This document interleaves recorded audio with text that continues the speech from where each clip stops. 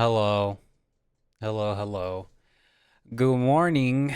This is an early stream from Mr. Crow. I don't do these that often, but we're here because we're a cat has appeared immediately. Wow.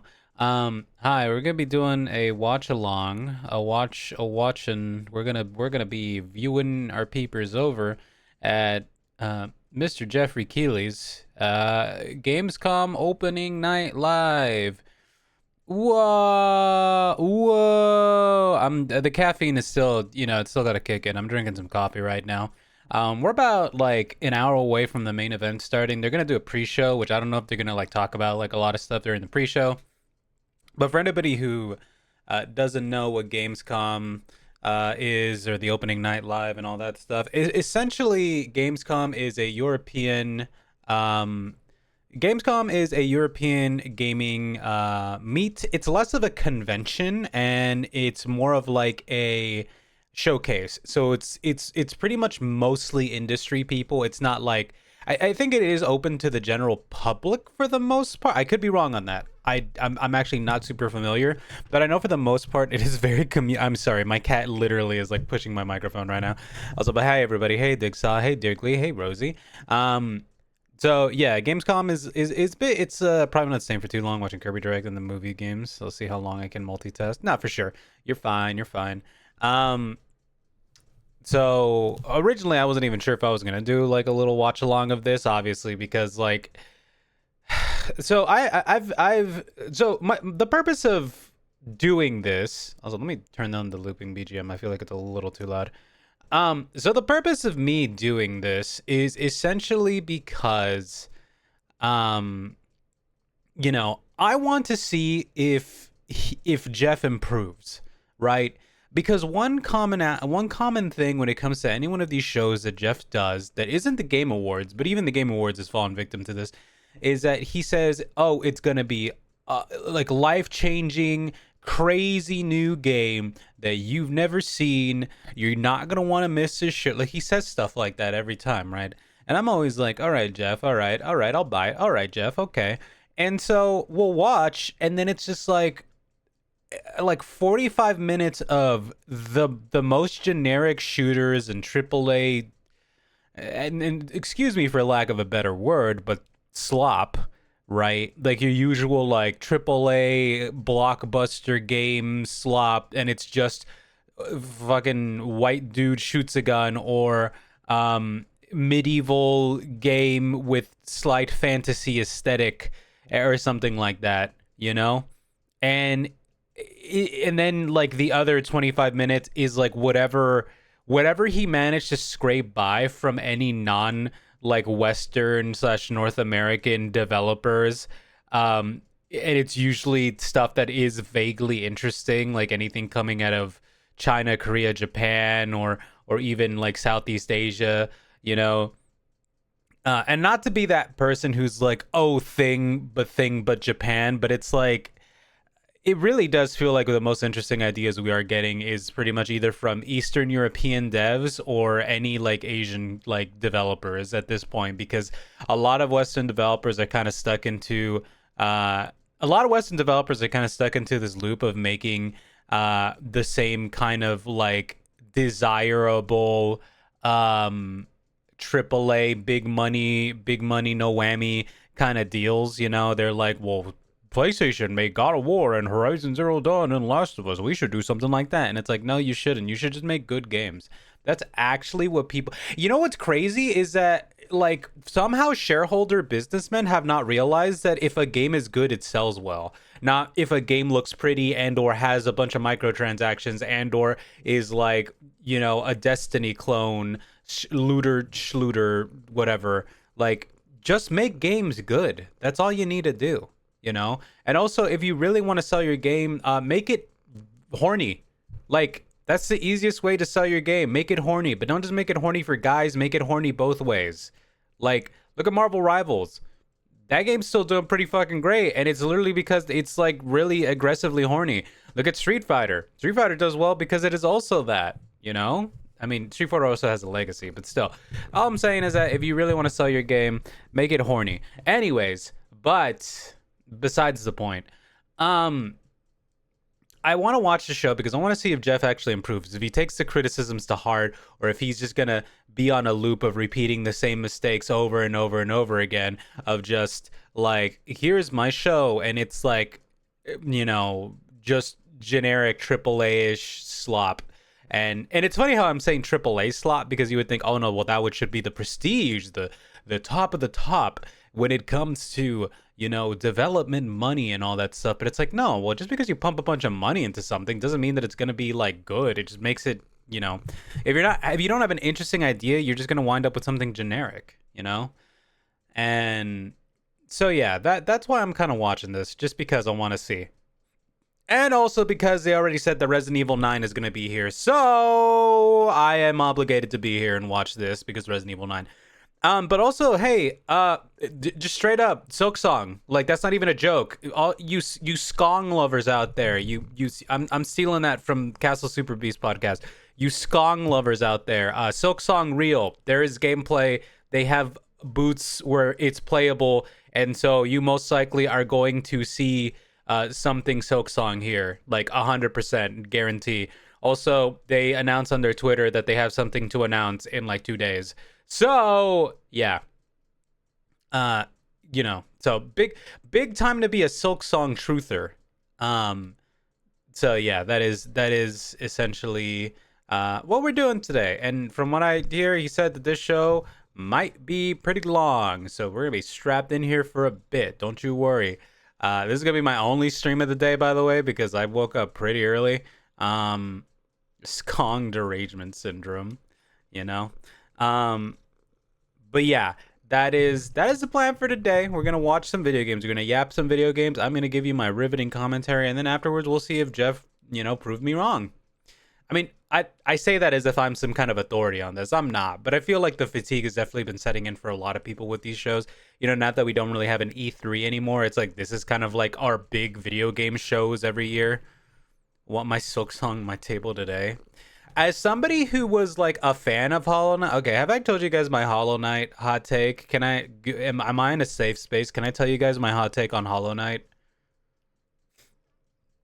Can I give it to you? Would you guys still love me if I give you my hot take on Hollow Knight?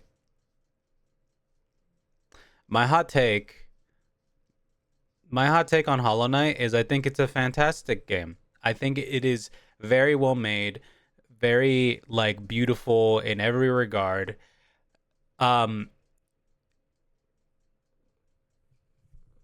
It has a lot of not great gameplay aspects that I do not like that make it needlessly tedious. And I don't mean like, oh, it's too hard or whatever. No. I mean, it's tedious. The game is very tedious. Like, I'm not gonna even like pretend or say anything otherwise. Like, straight up, as somebody who enjoys Metroid and Castlevania and all those like older style, like hell, even the older Metroids did not feel as tedious as Hollow Knight feels sometimes. Like, I'm gonna be just straight up honest about that. I think Hollow Knight does tend to go on too long, and it does get too tedious. Now, I understand that a lot of the length of that game is a result of all the Kickstarter goals that the game hit, and so they had to just keep making stuff for it.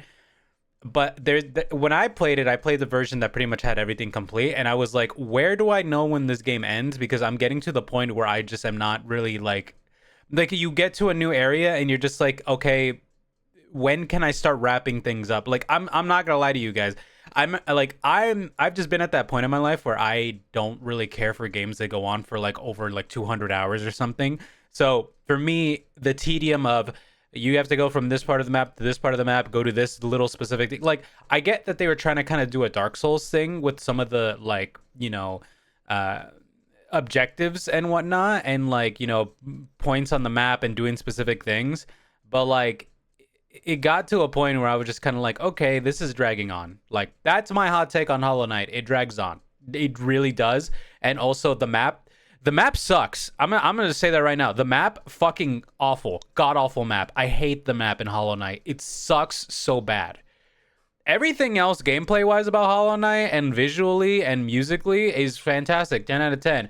The map traversal and everything like having to do with backtracking constantly, fucking garbage. I hate it. I hate it so much, and I hope that Silk Song streamlines that a lot better. And I don't mean like, oh, just make it easier. I mean streamline it, make it more like less time wasty. That's it. That's my hot take on Hollow Knight.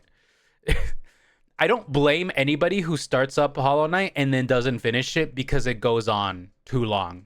You know, it's just too pretty arts and exploring field secrets instead of also breaking stuff. No, Dixon, I get that, but I'm also like, you know, like that's cool for like the first 20 hours or so. And then when I've gotten to a point where the game is just kind of like, all right, go find the next objective now. And it's like, but where? And it's like, I don't know. Just keep going somewhere. And then you hit a wall where it's like, oh, you can't get here because you don't have an ability, but it doesn't tell you don't have the ability. It just makes you like bang your head against the wall until you realize, oh, I'm supposed to come back later and stuff like that. It's bad at guiding. It's bad at guiding you, you know. It's always one part I get lost. Yeah, Dix, that's what I mean by like the map is awful. Like the map sucks in that game. Like the map is not good. But you know, my hot take on the like, my hot take on the whole like, you know, you saying, oh, you gotta walk around and take it in and stuff like that. When you get to the point when you're at like close to the end game of that game, that's the point where I'm like, yeah, I don't need to take in any more of this game. I just want I want to end it. I want it to end. It appears y'all didn't have the spirit of adventure just to get lost and keep going. Fiery, I have a 9 to 5 full-time job on top of all the other things that I do. I can't. I have a sense of adventure, but it only goes for so long before it outstays its welcome. Skill issue? That sounds like something someone unemployed would say. But I don't need to put you on blast, Fiery. Unemployed. You know.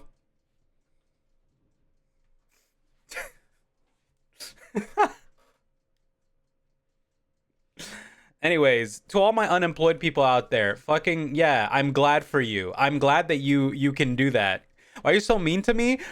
Brother, you're the one who you listen, you brought that on yourself by saying skill issue. The skill issue is called a job application.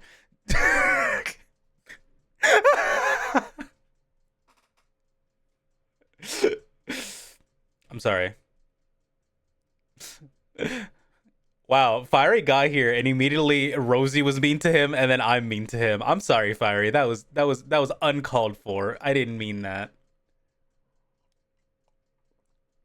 But hey, me talking about not having time is a perfect time to use your new emotes, everybody. Get a load of this guy. we have new emotes, by the way. If you check, there is new old. Crow just said I'm an artist, so it's not a real job. Dixaw, I'm an artist too. You know that, but unfortunately, art doesn't pay the bills. Yeah. Sadly, art does not pay the bills, so I have to go get a job to pay those bills so I can keep doing art, you know? Um, that's that, you know, despite what some people might think, anytime I open my commissions, I do not get a lot of work, like just straight up. I've talked about this on stream before. I think a lot of people overestimate how well I do with commissions. Dude, it's bad. Like it's actually bad. Like I do not get that much at all. So I cannot like rely on commission work alone. I don't know. And I don't know what it is. Maybe it's because I just don't do not safe for work or whatever. I couldn't tell you why it's that way. Maybe people like my art to view but not to buy. I couldn't tell you. I just don't do well with commission work. So I unfortunately cannot do like unlike a lot of my mutuals, I cannot do art full time based off commission work alone. So I have to unfortunately get a day job and do that as well as doing everything else, you know? So yeah, that's why when I say I don't exactly have the time to put into like games like that and like, you know, and I'm not saying that I'm speed running through these games. Like that's not what I'm saying. What I'm saying is that when a game keeps going, like it starts wearing me down because at that point it's like I don't know where the finish line is, and if the finish line is another 40 hours, I'm just probably gonna like call it quits here, you know? Because that kind of was almost happening with Donkey Kong Bonanza for me, where the game just kind of kept going. Well, that was partly my fault because I was trying to like 100% every area. I was trying to 100% every area, and then, you know, I got to a point where I'm like, all right, I'm just going to start beelining the game. And then at that point, I'm like, oh, okay, this is a lot better. So, yeah, when it comes to games, as I get older, I realize I don't want to do any side stuff. I just want to beeline games because, yeah, it takes too long. Go to Mytrix and Comcharts and 30 Discord servers in a streamlined manner. Dixot, that's implying that I even go into people's Discord servers and, like, talk. I barely talk in my own server. I don't know how. Maybe that's look. That might be a young person's thing. I don't know, but like I know that I've noticed that there's like a culture with a lot of younger artists where they just will gather into like a bunch of discords and just like that's how they kind of get their name around. And I'm like, I don't know, man. I do it the old-fashioned way. I just post into the void. I post into the void like in the olden days, and I just hope that somebody sees it. I stopped talking to discords too. Abandoned mine. I barely talk to you. Yeah, but I also feel bad. Like, okay, this is a personal thing and this isn't a shot at anybody. I don't like self-promoing in like other people's spaces. Like personally, I just don't like at all. I feel I don't know. I don't feel like great about it because I'm like, oh, this is like somebody else's space and I'm not here trying to like be like, look at me, you know? Like I'm you know, if there's like an art channel or something and they're like you know, post, then I'll be like, yeah, I'll post something in there like every once in a while. But 31, you're not young either. Oh, well, I don't know. Maybe I'm just bad at Discord. Maybe I'm just bad at Discord personally. Well, that's neither here nor there. That I mean, also on the VTubing side, I've made posts about this being like, yeah, I think my growth as a VTuber is like not great because I never reach out or collab with people, you know. But I also am not the biggest fan of like going up to random VTubers that I don't know and being like, "Yay, would you like to collab and stuff?" And I know that there's like a lot of culture around that, but I'm like, you know, yeah. I do feel that I always have to interact and be known on a server before I start posting shit. I mean, that's how I feel too. I mean, I'm not really in that many servers anyways. Like the only time I join a server is if somebody's like, hey, join my server. And I'm like, okay. And then if I remember to join it, I feel bad because several friends have asked me to join their servers and then I just forget to do it. And then at that point, I'm like, well, it's been a week and it'll be weird if I join now. So, yeah. Anyways. Hey, Yita, I see you have found the Tachyon emote. Those of you who can, post horses. Horse be upon ye. Go, my tackylings.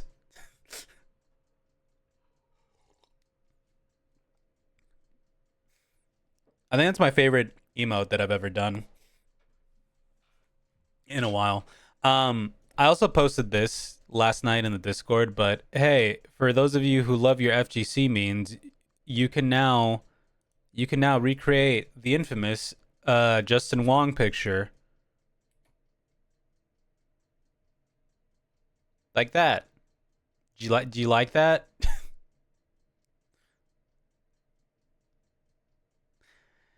I don't know. I thought this one was just like a fun little like nod to FGC. The guy we keep tormenting, that is the guy we keep tormenting. But yeah, new emotes were added. There's that, and then if I ever go on a tangent for like being like a nerd, you could post that. You could post the actually. Go ahead to enter a server and never say hey. I'm in like 30 others, so forgive me if I don't talk much. Then you should talk. Yeah. I should move that. Why do I have that so high up? Wait, is that the sound alerts? Yeah, I'll move that down here actually. That's better.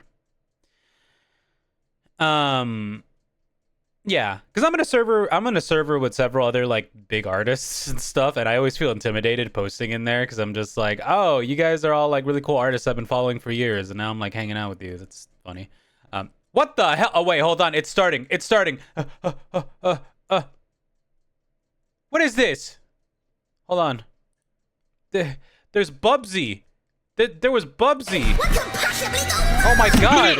We're starting with Bubsy. That. Let's talk about the new one. Bubsy Oh my god. 4D. Insane. We're starting with a new Bubsy This game. I like. Alright, there you go. So, where are we going next? Sorry. Let me Don't mind fix if I things real do. quick. Psych. They call me the Orange Blur. Do any of these outfits come with pants?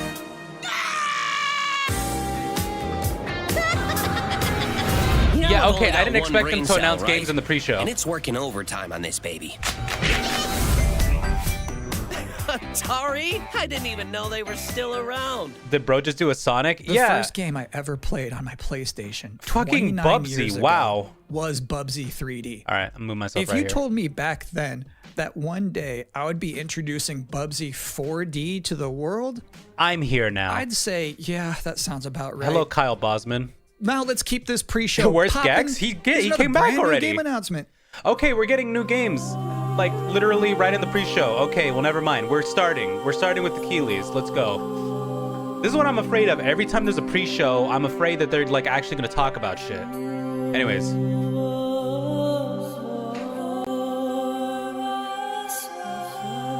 What is this? Space. The one place capitalism can't find. Nah, that's not true. It follows into space, too. Also, let me know if the audio... Hold on. I'll turn it down a little bit. How's that? Is that good? Can you still hear me? Well...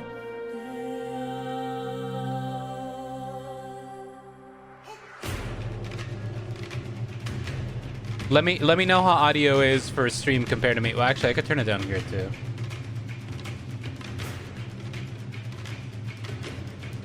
Sounds good? All right, for sure. If it's a little too quiet, let me know and I can turn it back up. Red Alert 4 when? I'm glad that you caught that I was quoting Red Alert and Tim Curry. Wait, is this Battlestar Galactica? Oh, fuck. How did I know that? Jesus, immediately I clocked it. I'm like, is this Battlestar Galactica? You're watching the Gamescom Opening Night Live pre-show, which will basically be me teeing up wall-to-wall trailers in the time before the main event. We do have an interview coming up with the project well, it's not gonna lead matter, Double Fine's Keeper. For now, here's a trailer for a LucasArts classic remastered by Night Dive Studios. LucasArts classic. There's a lot of Atari here. What LucasArts game?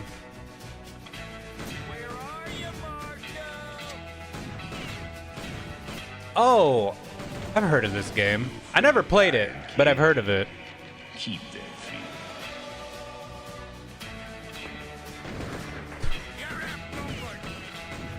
I'm glad that there's still a place for like boomer shooters like this, especially nowadays. I see a gleaming city rising. A city that has a fine name on it. It's gonna take more than bullets to get what you want, mister. Once a lawman, always a lawman. Now this is a boomer shooter, yeah. Man, it makes me sad that LucasArts is like no longer a thing because they made some awesome maybe I was games. Exaggerating a little bit when I said this pre-show is filled with exciting and really good trailers because it's my job. Normally you'd be right. However, sometimes a trailer is actually just unmistakably exciting and really good, like this one. Oh, they're just going. They're just rolling them out. Wait. This art style looks familiar. Is this?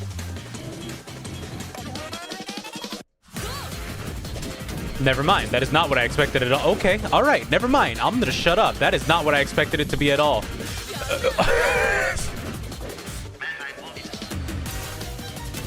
There's like two games that this looked like. One was it looked like Hi-Fi Rush. And then the second is it kind of looked like Bomb Rush Cyberpunk. Not gonna lie. Yeah, this goes hard. I like this. This is play as train. Oh, neat art style. Oh my god.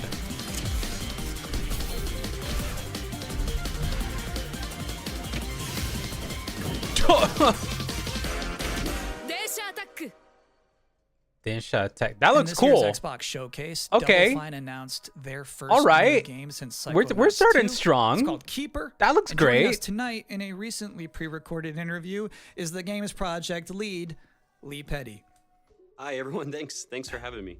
I'm so excited to have you here. So you showed a Oh my God, he first look at switched outfits gameplay immediately. of That's Keeper. crazy. The game How do you do itself that? is about the lighthouse, Oh, but yeah. also the bird as well, right? This was duo. that weird game And I'm that curious Jeff showed off whether during that was summer. Conceptualized first as like You're just imagery, you're like just a it lighthouse. sounds like a cool idea, or if that was conceptualized first from like a gameplay standpoint. I always think about the total experience more than say mechanics and art. Lighthouse A lot of the 33. game is about, You know, I still this haven't played lighthouse waking Expedition. up after eons of lying dormant. I need to. and learning I know I walk. need to. And the bird is part of that, right? So the bird and the lighthouse are perfect companions because they're different. I was At waiting the to same finish time, the bird Metaphor is wary before I of got dark around to spaces, Lighthouse. And there's a malevolent presence Lighthouse. I around mean, the island fucking that the lighthouse Expedition. can Wow, keep you at you bay. got me, So Etha. together, You got those it in my two brain. set out on this tale, and their abilities complement each other, but also the bird becomes, I think, kind of the emotional heart of the game. You have an extensive background as an art director. This is just right? like I think really that's elaborate apparent when anybody just Banjo-Kazooie if you looks at think Keeper about it. for the first time. So I'm curious know? about your inspirations. You know, there's so many inspirations for Keeper, and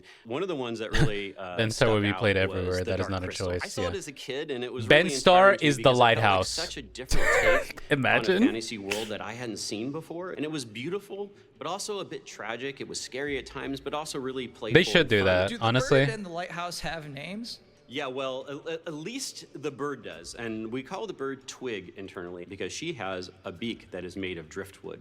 But for now, the lighthouse is simply the lighthouse. It's just simply the lighthouse, yeah. Lee, thank you so much for joining us here in the pre-show. When will people be able to play Keeper? On October 17th this year, which is coming up really soon, and we can't wait for people to get in there. Are they gonna add the lighthouse from the lighthouse? Yeah. Are they gonna add Willem Dafoe? For themselves? Thanks so You don't much for like me joining us. cooking. Thank you. Well, that was You a don't great like me interview. lobster. And if you thought this pre-show couldn't get Hark! any more masculine, buddy, watch this. I'll get you, He-Man. What's happening? He-Man and the Masters of the Universe, Dragon Pearl Destruction coming soon to all platforms. Oh my Yes, God. it's He-Man and the Masters of the Universe. Dragon Oh, is Pearl it- of Destruction. this- Intense beat 'em up action that puts the power in That's your that. hands. You know what? They need to do this for every Rebel 80s Friends, cartoon. fight for Eternia with This four is playable exactly heroes, what they should do for every classic 80s arcade cartoon. controls. It's powered up Like with pixel Turtles. perfection for your gaming console or personal computer. He-Man, Hell the yeah. Masters of the Universe, Dragon Pearl of Destruction, coming soon. Who's making From it? Limited Run No, Games. get out of here. Thanks for joining us here at the opening night line. I hate those pre-show. guys. Those We're only guys about suck. Halfway through, it's a sufficiently chunked up show. And just to prove my point, here's a new trailer Chunked for up. Absolum.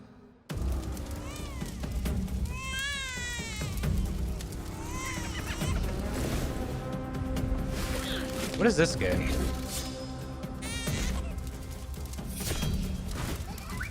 If anybody's wondering why I have like why I was hating on limited run games, oh, it's this game, the 2D animated roguelike beat 'em up. This game looks awesome.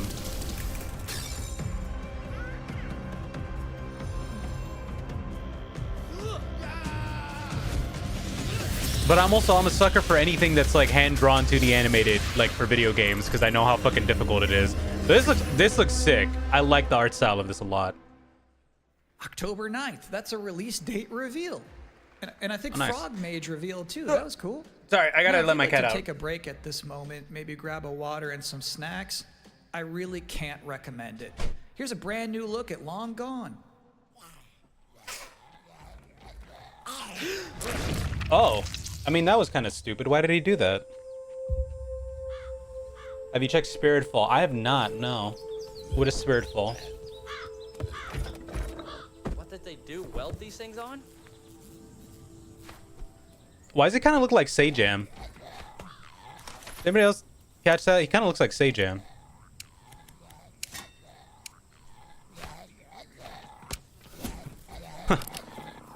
All right, chat. Will this kill? No.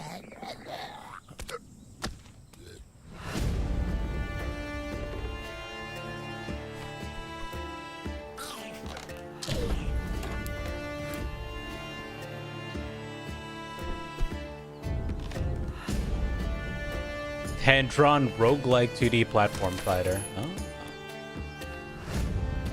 Interesting.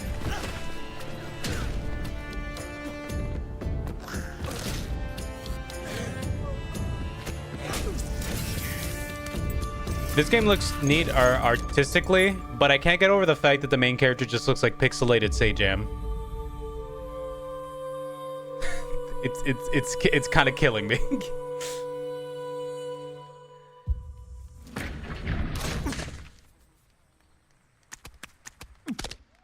Sometimes, frankly, I'm impressed by the amount of nice worldwide reveals they book for this show. Here's another one. Okay. We're just going in.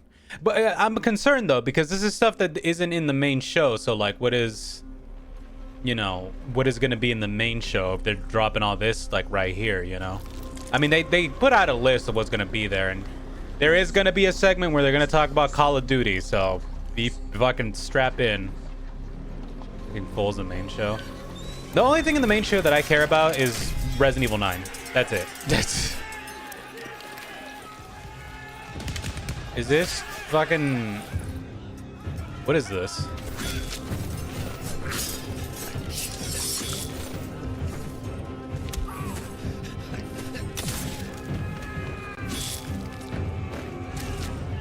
What is this Dark Souls boss in the middle of a battlefield? Yeah, I was gonna say, why don't they just shoot him?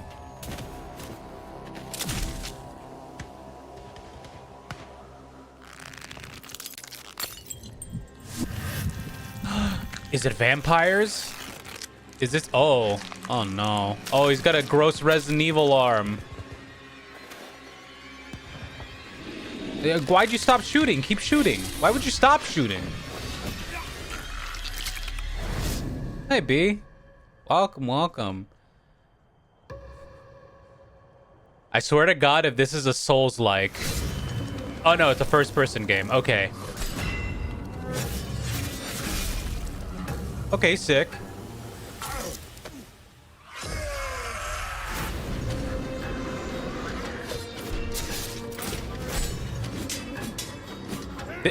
All right, this looks pretty cool. It seems like it's... It looks like it controls like Dishonored, which I kind of dig. Since they don't make Dishonored or BioShock anymore. Honestly, fuck it, yeah.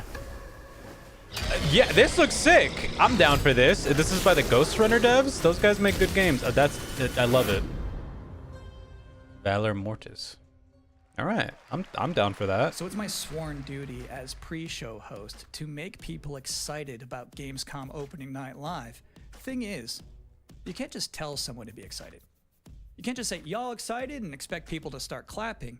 You have to give them a reason. Like the Ghost Runner demo. Let's go. Here they are. The top 10 reasons to be excited for Gamescom Opening Night Live 2025.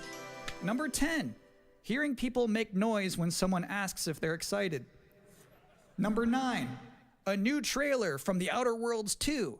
Number 8, the emotional adventure of seeing a new game for the first time and not knowing if it's free to play or not until the end of the trailer. It's anyone's guess these days. Number 7, Ninja Gaiden 4 is showing up. Oh yeah, Ninja Gaiden 4 is here. Every time there's an Azuna drop, someone in the audience always goes, yeah! Number 6, yeah, that's me. That's me. Knowing there's I no do that. Silk Song, understanding there's no Silk Song, but still thinking, what if there's Silk Song? This is you, chat. Number This is 5, direct call out. Ghost of Yote is in this? This PlayStation just had a 19-minute gameplay blowout. You have to wonder what they've been saving for Gamescom. That's me. Is that Wolf gonna do something crazy? Number 4, Silent Hill F going full freak mode. Number 3, watching game Why do you say it designers like that? develop their public speaking skills in real time. Aww. Number 2, the worldwide reveal of Call of Duty Black Ops 7. How are there Now, you know 7 what of I'm saying? those? Didn't that already happen a couple of months ago? How are there No. 7? That was the teaser. This is the worldwide reveal. And the number 1 reason to be excited about Gamescom Opening Night Live 2025, Resident Evil Requiem. Yeah, it's my reason, baby. That's why I'm here. At Summer Game Fest, and then they said, "See you at Gamescom." Well, look at the time. It's Gamescom. Or How much you want to it bet will we get be in a Leon? matter of minutes. You're still in the pre-show. How much you want to bet we get How about a Leon new look in the at trailer? Planetverteidigungskanonen Kommandant. Huh? Good morning, Commander. The cooperative state has honored me with the supervision of your well-being. Get you back up to speed before our lives are on the line. Is this space station simulator? Oh no, it's cannon simulator. All right, nice. Glad to see you've not lost your touch. So that's pretty much all but confirmed for Requiem. Yeah, but we need to see him. We need to see how fucked up and old he is now. Get Gilf Leon Rosie might just die. I hope so. Multiple separatist vessels approach. They wish to eliminate this facility. Destroy them before they do. You ever notice? Days fly by when you love what you do. You ever notice that we've had an uptick in a genre of games that is essentially just person stuck in room pressing buttons on a control panel or papers or computer? There's still plenty of time to enjoy some been a lot more of those video game trailers before the big show begins. I think after Here's a Papers, freaky Please did really well. We got more. Oh, space horror, my favorite kind. They're so much easier to make. Oh, 100%, and you can make them very interesting. Boy, do I love space horror. That wasn't me being ironic, by the way. I love space horror. Oh yeah. Oh yeah. This is a shit I live for. I inject it into my veins. Oh, Terminator.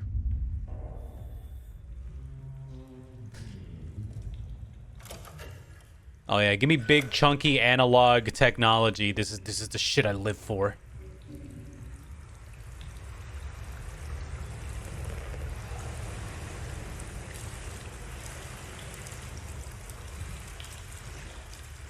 Damn, it's dark. Holy hell. Oh, I don't like that. That actually, I don't like that. The way that it looks like on the camera, on the thing, I do not like that at all. Oh no. That's actually freaky.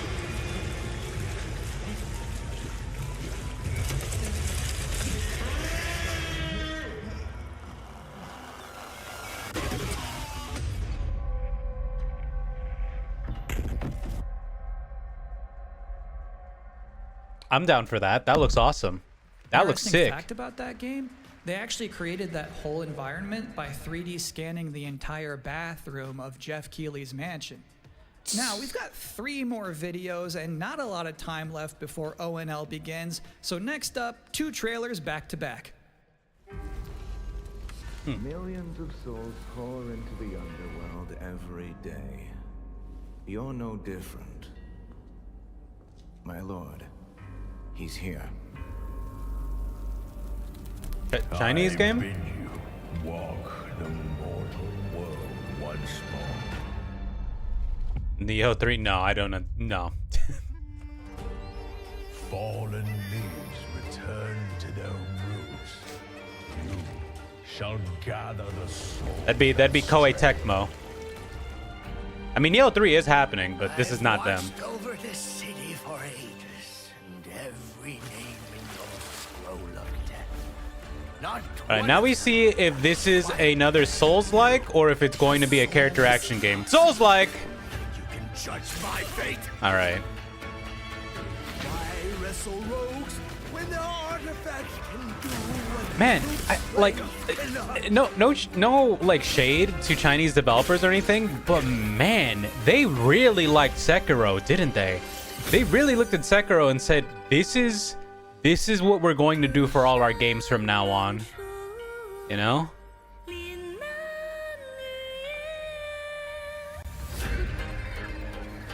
That's cool. What? I don't blame them. I love Sekiro. Yeah, but it feels like it's a bit oversaturated. You know what I mean? Like every game has become Sekiro. and sacrifice ignites the war. Like I agree with people who have been saying essentially, I want less Souls-like and I want character action. You know what I mean? Oh, that's cool. I like that. I like that. That looks cool.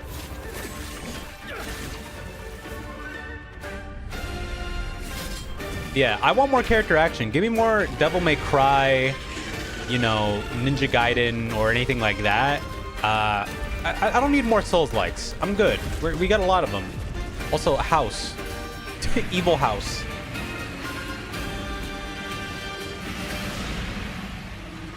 There's one thing. You know not life. How can you know death? I will say one thing. Man, China really knows how to make visually, like, beautiful games. Like, God, the art is going crazy in this. Oh, we're just going into it. Oh, just going into the next one. This is the same game, guys. I think I want more Souls-like, but just because I ignore most. I don't know, man. I feel like every game has, like, gotten too much Souls-like stuff. Like, FromSoft I'm fine with, like, because that's their thing. But, like, random, like, you know, other devs making, like, 5 different kinds of Souls-like and they all don't play as well. It's just like, The only one that I've enjoyed from other devs has been Liza P, pretty much. Liza P is the only one that I've enjoyed, like, the most.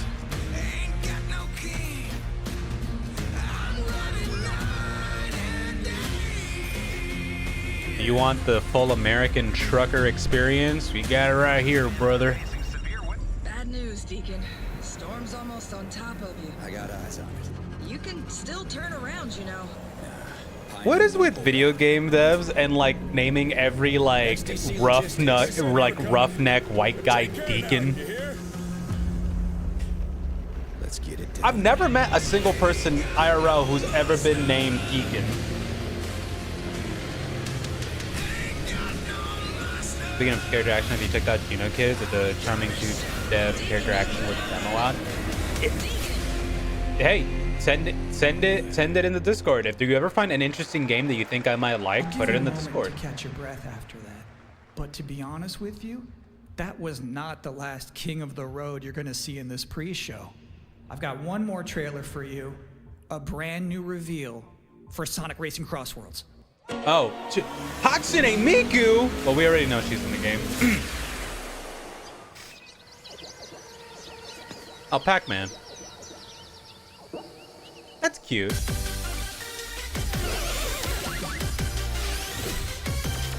Wait. Oh. I thought they put... Wait. Wait, are they putting Sonic in the Pac-Man game? What?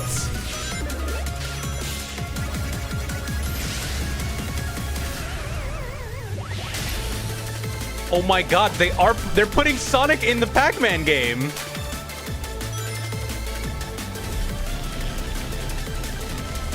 That's kind of sick. I mean, I was already excited for that remake. And that concludes another 10 out of 10 pre-show. I was excited for that remake. Black Ops 7, Ghost of Yotei, Silent I'm now Hill even F, more Resident excited. Evil Requiem, even more apparently. It is time. Also, where does for Pac-Man Gamescom Opening Night lie on the Live power 2025. scaling with Sonic? Thanks for Like, is watching. he as fast as Sonic? Also, okay, before we get really into it, I'm gonna run 3 minutes of ads so we don't get ads in the middle of this thing. So I'm sorry for anybody who's not subscribed. Ad time. Please welcome your host, the creator All right, of the subscribers, Game Awards, you're not gonna see this. Jeff I mean, yeah, you're not gonna see the ads. You're gonna see the thing. But anybody else are getting hit by 3 minutes of ads. It's fine.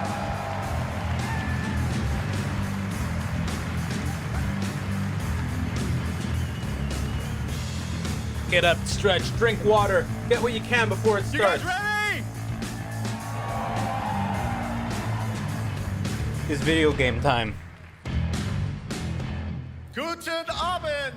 Welcome to Gamescom. You know what, Jeff? You Get the switch. All right.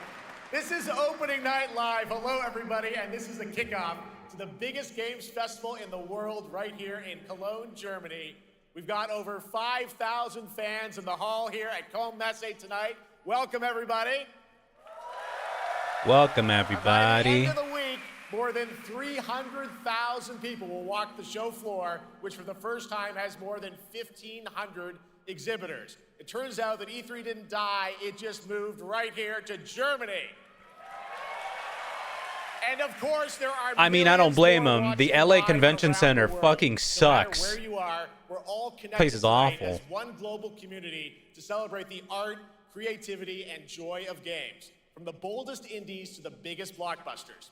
Today, the game industry has never been more dynamic. Clever ideas from small teams are breaking through in huge ways. This It's the guy summer, from Spike Peak, TV, a you're co-op right. climbing game created by Aggro and Peak! Landfall Games, stormed the charts on Steam, and right now I can announce for the first time it has sold over 10 million copies to date. Hell yeah. Congratulations to the team. That game rules, by the way. Like, And it's there's not even a also other friend fun slop ones, game. like It you just guys probably straight up is a played fun Date game. Everything, a wild dating sim where you can romance a treadmill or a curtain. It's on Steam right now. Check it out. It's sold an estimated 500,000 copies. And all these successes prove something important. Small teams with big ideas can change the industry. Yes, That brings us 100%. to one game made by a handful of developers in Australia. For 6 years, Team Cherry has been Oh, crafting fuck. Silksong. It is highly anticipated and Steam's most Oh, the wished ads need to game. stop. Tonight, Fiery. I can Fiery, finally no. definitively tell you that Silksong is 100% actually launching this year. And behind me, you're seeing some brand new Silksong gameplay, the first extended look since the last trailer in 2022. Oh my Starting tomorrow, god. you guys here at Gamescom can play a demo at the Nintendo and Xbox booths. There you go. Crazy. Silksong is Crazy. real. It's real. And on Thursday, Team Cherry is going to be sharing some news as part of a YouTube premiere on their channel, so make sure to check that out. Tonight, we'll give you a first look at this holiday's biggest games, like Call Sorry, of I'm a little Duty frozen Black right Ops now. 7 and Ghost of Yote, plus major news on Prime Video's Fallout Season 2 arriving in December. My stream might be a And little later, delayed, a we'll little have a bit. special performance of the music of Claire Obscure Expedition 33, one of this year's most celebrated games developed right here in Europe.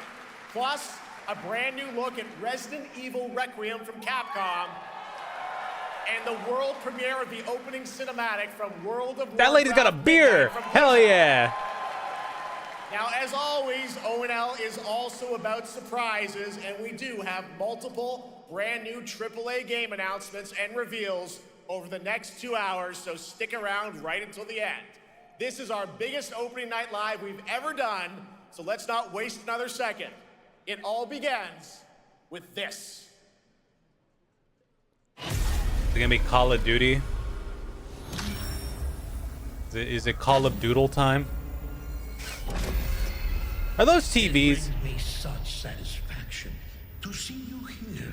Ooh! Persona! Persona! A witness to my work. Wait, is it? No. No, I'm wrong. I thought it was Persona because I saw TVs. I'm not gonna lie, and I thought that was Igor. That was me. That was my bad. They want you afraid. No, this is Persona, guys. Fear makes it Obviously. easier to Look at control. it. Is it me or did that not sound like Igor a little bit? Oh, it's Black Ops. Damn it. Shall once again run red with your blood. Raul Menendez, knighted global Man. unprecedented scale. I sleep. Menendez is a terrorist. We're bringing peace and security to the world. He refuses to let me go. Stop looking backwards, David. What matters is what we do next. A lot of people counting on us for answers.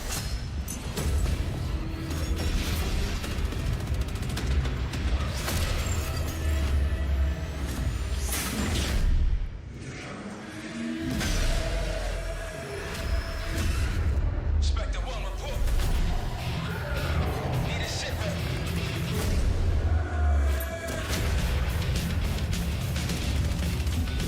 Co-op campaign is back. The hell it ain't! Sorry, I was responding to a text. Like I'm not even gonna lie. Like legitimately, as soon as I saw it was Call of Duty, my eyes started glazing over. I'm not gonna lie. That's probably really mean, but yeah, Whoa, hold on. Wait. Are they adding wall running back? Wait, wait, hold on. I was asleep, but now I might be awake. Are they adding wall running back? Are we getting Titanfall 3? Show me wall running. No, go back. Show me wall running and double jumps. How is he still alive? Oh, he's not. Okay. I was gonna say. No more games. This ends now. What is happening? Oh, okay. Get the Reznov Challenge Pack when you pre-order now. Pre-order now. What the fuck is happening here?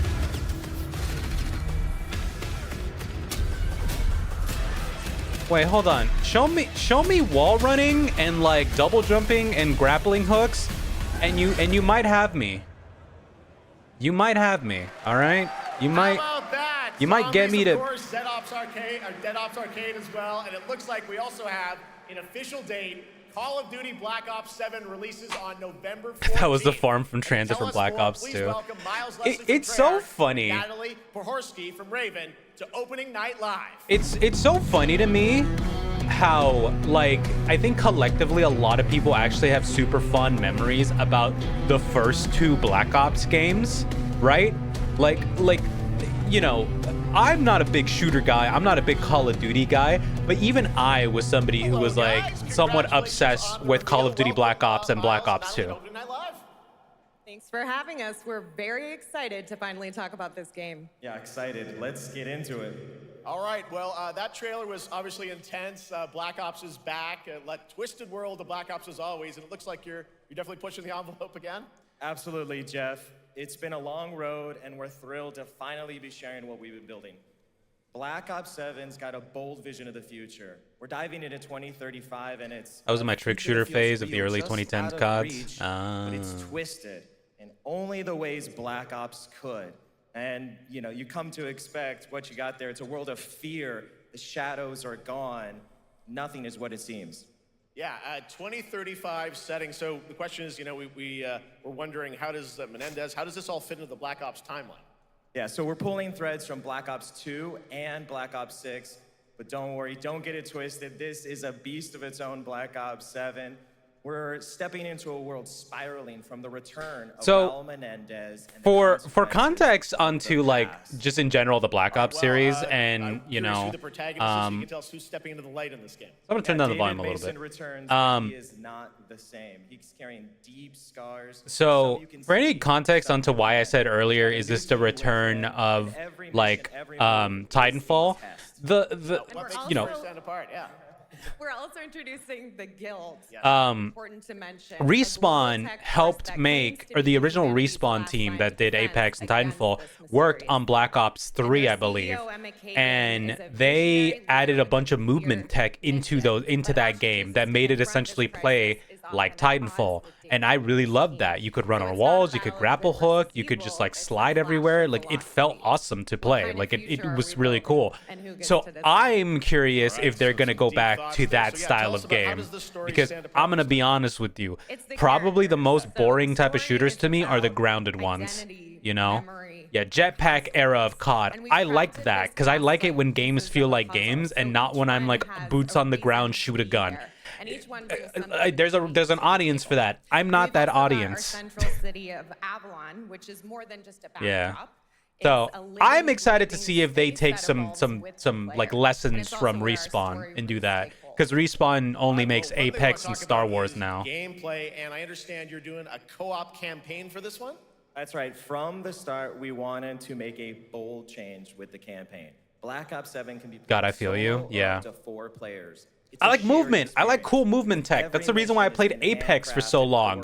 You know? I played a lot of Apex back in the day. but like You could be not running on the lately. rooftops But of you know. Japan, exploring the Mediterranean coast, and then diving deep. I think the last into shooter that I human legitimately like psyche. really enjoyed All of it playing has been was crafted to really add clues to do the story you remember that and season offer of their own Fortnite where they added all the new parkour Wild stuff Story co-op campaign recently? are definitely I think it pushing boundaries was this time. not recently. It was like a couple of months ago. Black Ops That was 7 the is last time I all enjoyed really about playing a innovation shooter. across Was they the added a entire bunch of game, crazy and not movement just tech to in Fortnite, gameplay, but in how and I we was like, tell damn, I'm stories, actually having how fun we playing connect Fortnite. Players and how we build worlds.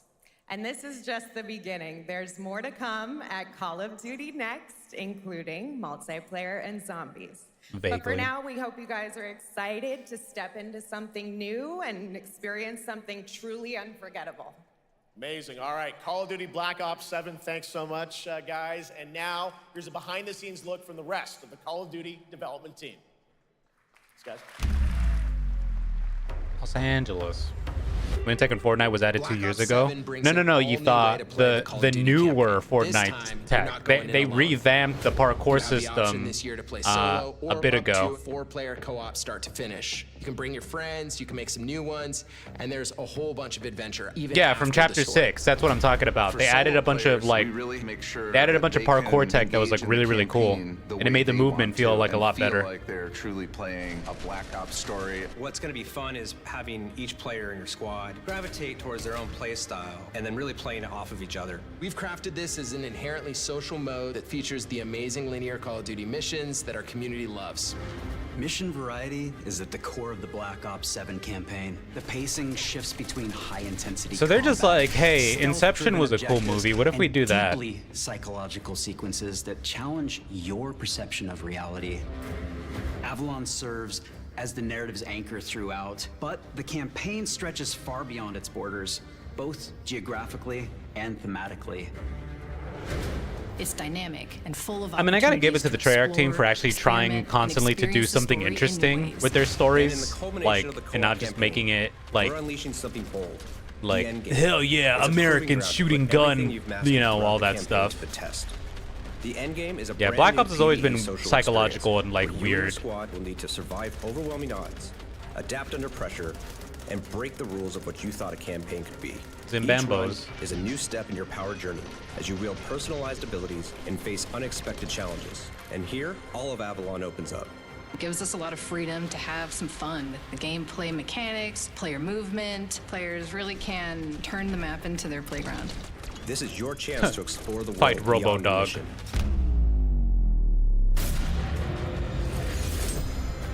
That's just a quick look at what's to come with the campaign. Every mode of this game is built with the intention to deliver the best possible experience to our players. So whether you're a Call of Duty veteran or new blood,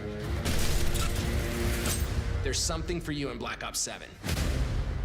It's just crazy that they're at 7 of these things. All right, for much more. Avalon was going to be the new Black Ops 7, Warzone map make sure before to watch Verdansk the returned, by the full-length way. Black Ops 7 Oh. Direct and tune in So to it's Call almost of like Duty an on asset September reuse 30th. then.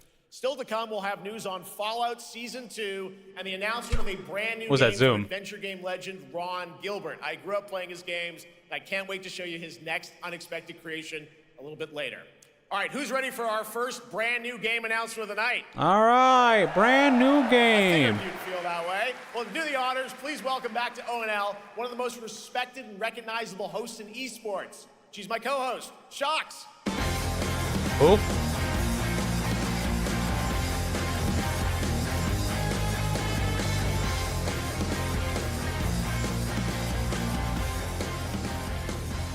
Hi everyone, thank you so much, Jeff. It is so great to be back here at Gamescom and ONL. I just had so much fun last year that I had to run it back. And let me just say, we have an unbelievable show for you tonight. And now, without further ado, it's time for our first. She wearing a new Gamescom game branded like tank at top? ONL. That's kind of Please enjoy. sick. Our gods have forsaken us. They do that, yeah. That is that they do that sometimes. Darkness consumes all. Ooh. Lamp bearer, something stirs. It looks like the ring wraith from Lord of the Rings. Oh. Why is there so much like goopy tentacle penetration? What's up with this? So I ask you,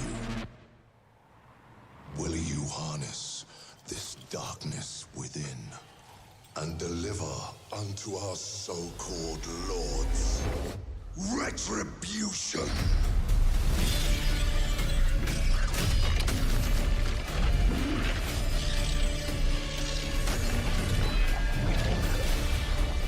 Oh, her wings are hands. That's sick.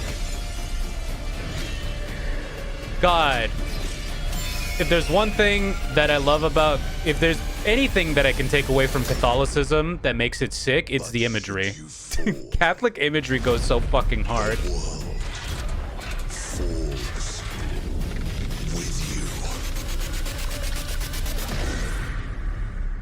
Damn. She went full freak on him.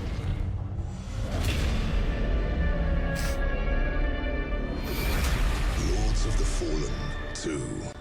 Okay, which Lords of the Fallen is this? Because isn't there like 3 Lords of the Fallen games? All right, Lords of the Fallen 2 is official, set 100 years after the last game, as a fragile veil between the living and the dead begins to tear. Like, how many of these are there? That's bloodier, Did they faster, reboot and more it? brutal than ever, with more aggressive combat and new boss battles. Your first look at gameplay. This is the third? Okay. All right, now for something completely different. This next game won Game of the Year at the Game Awards and comes from one of the most celebrated studios on the planet. Next year, it's making the leap to become a major anime. Huh? And tonight, we're breaking the news with your exclusive first look. Game of the Year? Astrobot? Baldur's Gate? Oh! Sekiro! There you go! Sekiro lovers! Holy hell. Suda-ken! Kenjiro Suda! I know that voice anywhere.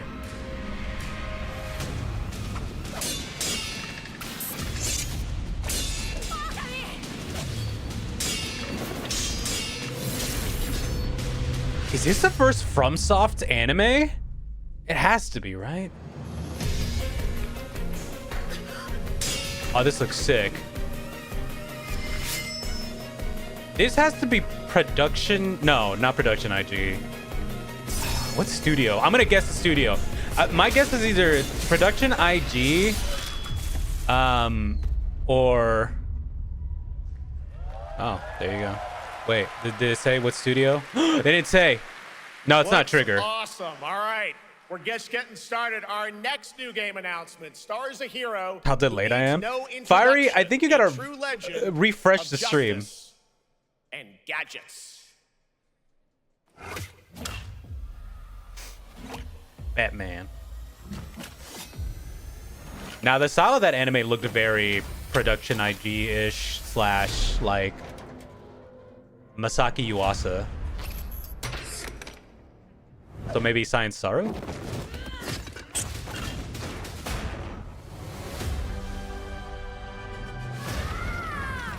I need to become more than a man. I need to become a symbol. What did you have in mind?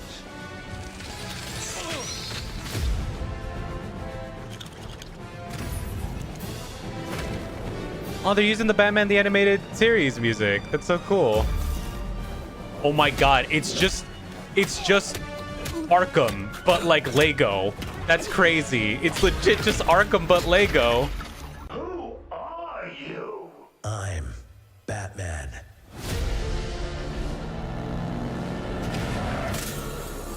Why so serious? Oh my god. Wanna get nuts? Jesus. Let's get nuts. I'm allergic to nuts. Who's the man behind the mask?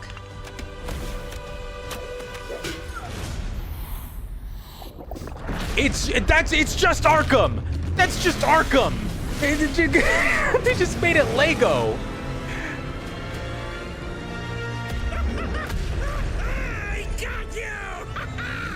Was it this the scene from the Batman? It is. It's the scene from the Batman.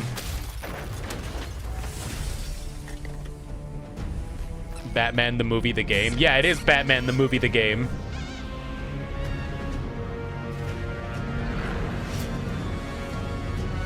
It looks like it's mixing all the Batman movies together. Darkness is your ally. You merely adopted the dark. Yep. I was born in it, molded by... Ah! Who put that there? I could have really hurt myself. Yeah. 100%. That they are adapting all the movies.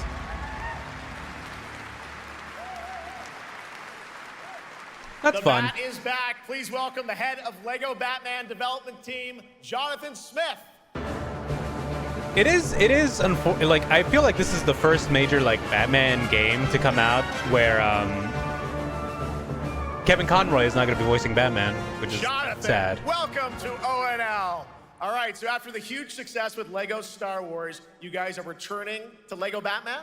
We are so thrilled to reveal this game tonight for the first time to you all and to the world. Yep.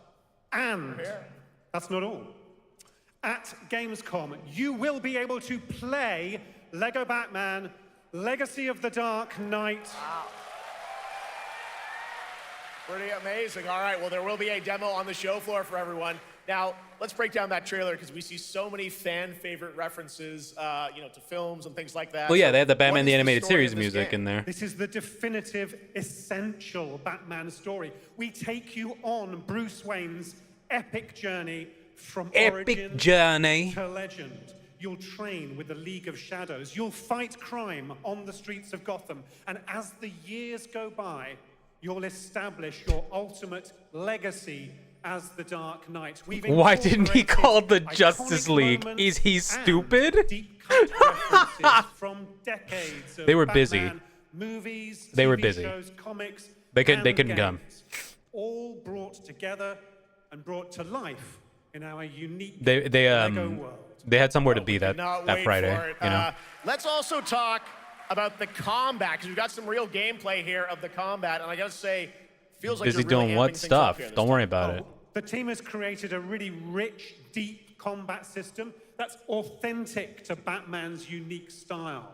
So, surrounded by enemies, you'll pull off powerful attacks. We've lifted the combat and system from takedowns. Batman You'll use Arkham cool gadgets Asylum. like batarangs to stun enemies and the Let's say Batclaw chud. to reel Is that- what? them in. Or let's say For the thud. first time, I we've read that added wrong. difficulty levels, Caped Crusader and Dark Knight Oh, it said thud. mode Okay. for those who want I was an like, extra what? challenge. And you'll build a new Bat family of allies as you're joined by playable partner characters like Jim Gordon, Catwoman, Robin, Batgirl, each with their own gear, which you'll need as you take on a rogues gallery of villains from Joker, Penguin, and many more, including Jonkler. the mighty Bane, as you saw in the trailer, voiced by the incredible Matt Berry. Oh my God! Oh, that was Matt Berry? Also, looks like you have a bit of is it an open world Gotham? Is that fair to say? Okay, that's Gotham pretty is a great. Playground, a Lego playground where you're free to explore. You Batman, can you really are the grapple most from devious rooftop to bastard in rooftop, Gotham glide over City. the streets, or cruise around in your choice. of If you have not Batmobile. seen What We Do in the This game Shadows, you should has it you all. should watch that show. It's I very think you've good. sold me on it. All right, John. I'm pretty hyped about it. Matt It will Berry be here playable, is as we mentioned, great for all in you everything. here in Germany. You can play Lego Batman: Legacy of the Dark Knight for the first time starting tomorrow on the Gamescom. Rocksteady show rolling floor. in their Thank you graves. so much, That's Jonathan. Warner Brothers' fault. Awesome. All right, now over to Shots with our next new game announcement exclusively on ONL. New game. Thank you so much, Jeff. Indeed, I find myself here in the audience. There we go. I find myself here in the audience. Thank you so much, Jeff. And some of the best fans at ONL. So is everybody having fun? I love it. But we're just Hey, getting Jabir. started. Still to come, we have an amazing musical performance from Claire Obscure Expedition 33. I can hardly wait. And also They a announced new look Dark at Stalkers? Resident Evil No. Requiem, Never. as well as a bunch They would of never other do that, surprises Jabir. that you guys are excited for. I can hear it. But now it's You're time for insane. a Honestly, new I should game I should ban you for a that. long-awaited You know what? sequel that fans have been Mods, eager to kill see that guy. for nearly I'm kidding. a decade. We have fought the enemies of humanity. Oh boy. across 1,000 worlds. Oh boy, don't you love Warhammer? Oh, I love my Space Marines. They're big and jacked, and they work for the Emperor and mankind. His angels of death Dawn of War remake? Probably. Broken. Its army scattered and reeling. Our foes rise to drag us down, and the galaxy has been torn asunder. My only take on Warhammer is that I think Necrons are cool. That's it. I think the Necrons are sick. There is no victory to claim here. Only vengeance to enact. Whilst even one of us lives, we fight. For only in death does duty end. There you go, Dawn of War 4.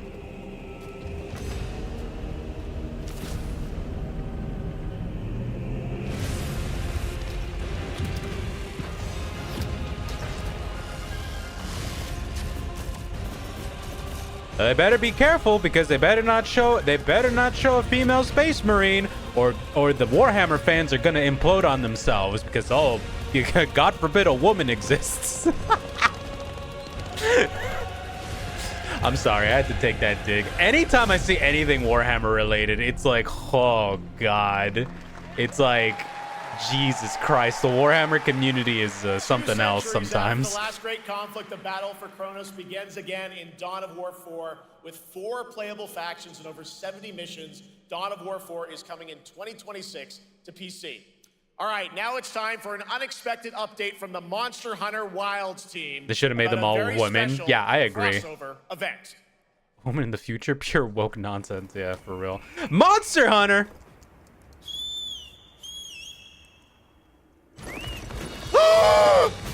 Yes! Dude, they're doing it again! Yes! Please bring back Behemoth! Bring back Behemoth! Bring back Behemoth!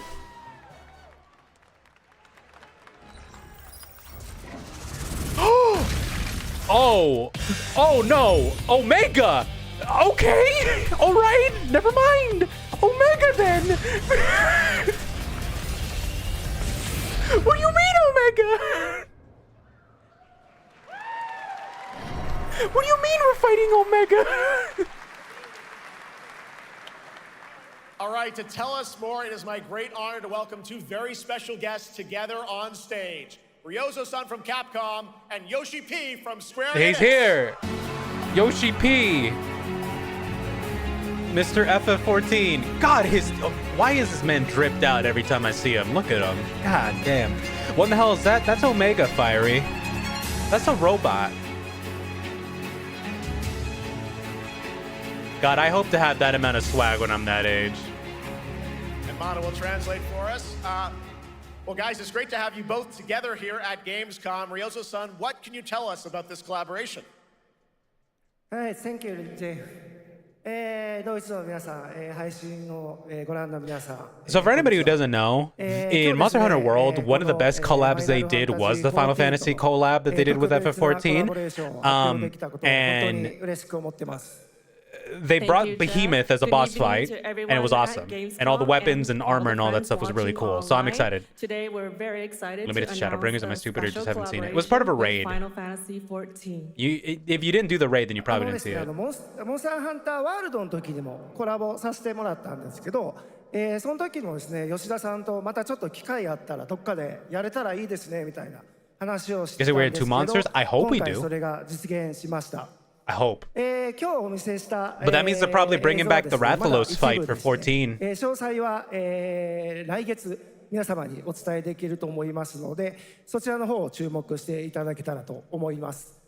あとですね、今回もですね、吉田さんとスクエアエニックスのスタッフの皆さん、本当に全面協力していただいたことをですね、感謝してます。吉田さん、ありがとうございます。Shout out to translators.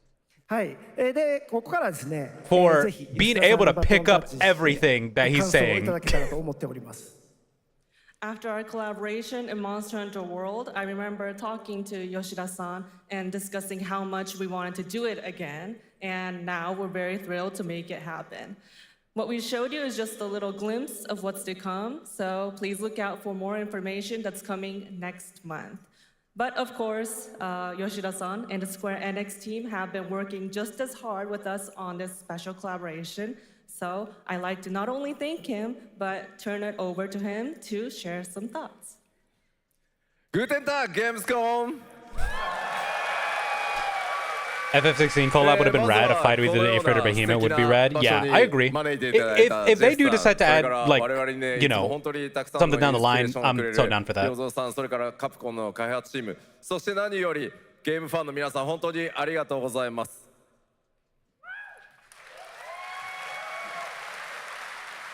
Guten Tag, Gamescom. First of all, I'd like to thank Jeff for having us here and Ryozo-san for all the inspiration, the Capcom team for working on this special collaboration, and to everyone enjoying our games. Drink Thank water, you so everyone. much. Super important. まあ今、良三さんの方からもちょっとご紹介いただきましたけど、 And now he's gonna say FF14 has something ご一緒させていただいて、今回それに引き for 続き you. 第2弾ということで、モンスター Fight ハンター Rathalos ワイル again. ズとも、我々クロスオーバーと呼んでですね、What's water? 全面協力して You need it to コン live. テンツ開発してきました。As Ryozo-san mentioned, we worked together on Monster Hunter Imagine World, Arc Veld for and FF14. we That'd be wanted cool to make too. it happen again, and it's happening for Monster Hunter Wilds. We would call it a crossover, and we're very happy to make this happen with all of our efforts joined together.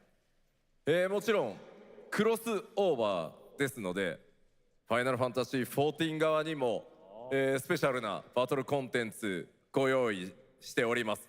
今日は先ほどね、 I think he said it right there. FF14 is also going to be getting something. 見ていただきましたが、 So 我々もちょっとだけ映像をご用意してきました。 Since this is a crossover collaboration, not only Monster Hunter Wilds, but Final Fantasy XIV would also be having a special collaboration content inside it. Outside of the trailer we just saw, Final Fantasy XIV has also prepared a short trailer to show you what you can get. Wow, all right. Well, thank you so much. Ryozo-san, Yoshida-san, here's the trailer. All right, what's FF14 getting? Arc Veld, who said it? Red Dust, you called it. You called it. You fucking called it. There you go. It's Arc Veld. Holy hell. That's amazing. And you get the Sacred mount. That's awesome.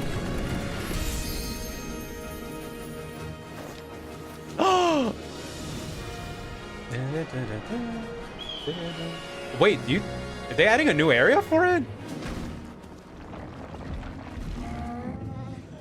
Oh, yeah, because if it's gonna be its own raid battle, like the Rathalos one, then they're probably making an area for it too. That's crazy. Chenpai screaming at this announcement. Dude, that's crazy. Early October, wow. That's so cool. I love that. That's awesome. I love when Capcom and Square do stuff together. It's always cool, man. We got no lead into this. What is this? This place. Something that knows us. They used the spooky trailer stinger music. The rules. Control? But what if this wasn't the place, after all? No. Look around you. They can see you. The Prowler's theme. Yeah, they use the Prowler noise. Do you believe this is real? This isn't a game. It's real life. And if you die for real. It's a test. But do you ever ask yourself, what are we here for?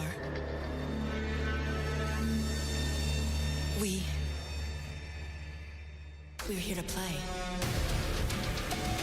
Huh?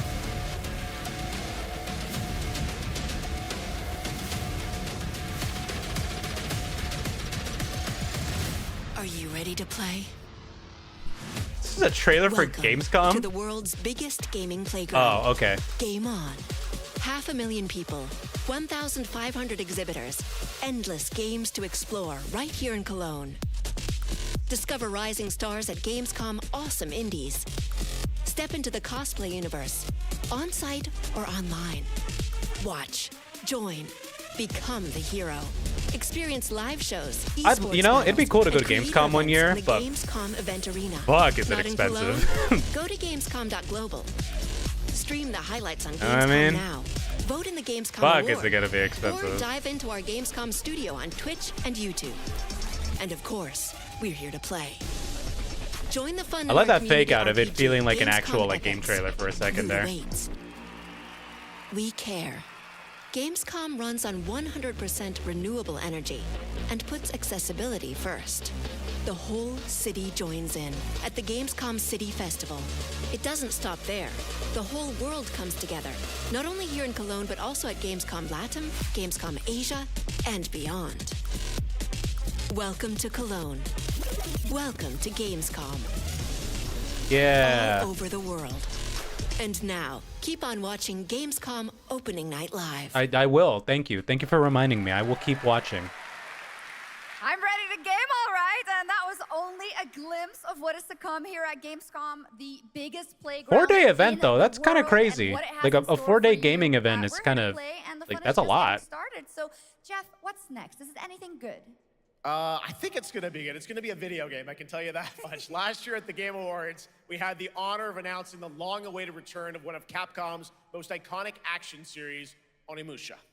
And tonight, we Moving take games the these next days. step Not me. on that journey. I never play video Here's games. a brand new look at Onimusha, Way of the Sword, coming in 2026. Onimusha time. Are you finally gonna get a glimpse of what the gameplay is actually like? Where are my manners? Ooh, There, squishy. fallen samurai. To think something like this was right under the city.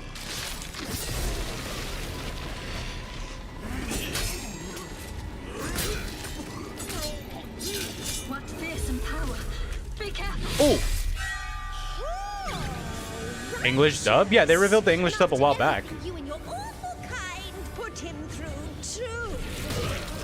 Were you feeling left out? Here, Oh God. show something to cheer you up. Oh, that's sick. Okay.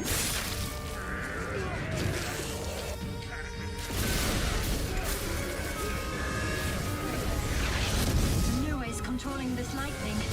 I've been wondering how the fuck the gameplay is gonna work in this, and it looks like very parry and timing oriented. Yep. It's interesting that they're going for like English accents. Sorry.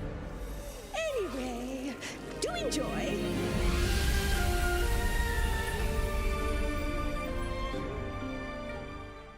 That game looks cool. I'm excited to play it. Arc Knights time! Complex will be the link. Arc Knight. Is this game finally getting a release Every date? fragment of this shattered world. This game was announced like what, 2 years ago? The driving force that will keep It's been us in like a going. closed beta. Continuous improvement is essential for keeping pace with advancements in This is technology. Arc Knights 2 for anybody who's not aware. And by Arc Knights 2, I mean it is a game in the Arc Knights universe where it's just like an open world game. Most Japanese games use KVAs for dubs. That is not true, Etha. That is actively untrue. All operators accounted for. The team is ready for the mission. That only really started happening in the Xenoblade era. Arc likes, if you prefer.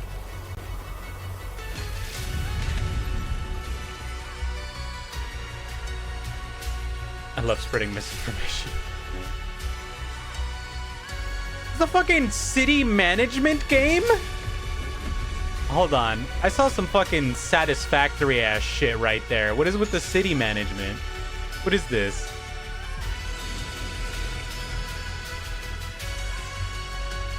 Collect your anime waifu, but also build.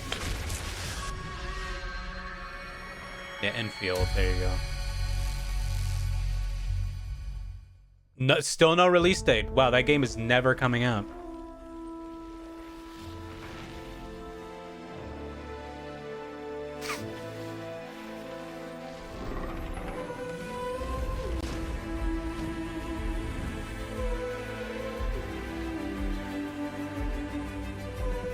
It's now the Silk Song of gacha games.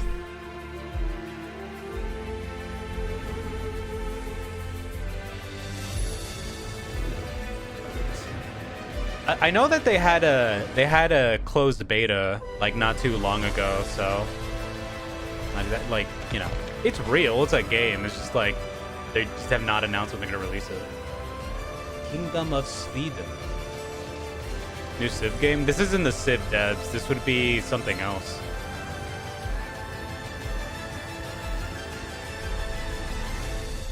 Yeah. I was gonna say also, a new Civ just released like last year.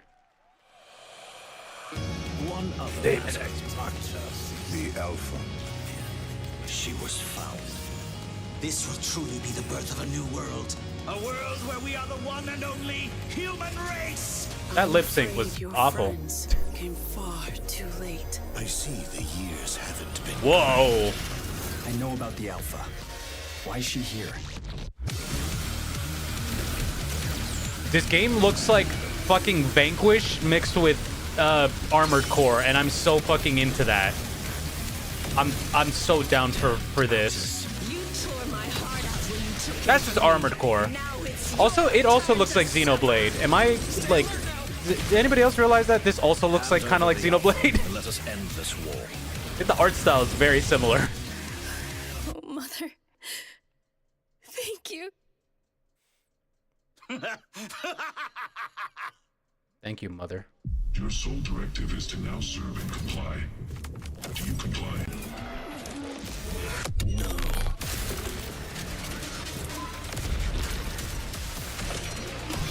Hell yeah. I love Returnal.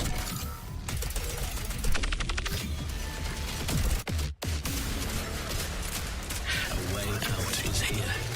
With the realistic anime aesthetic going on, yeah.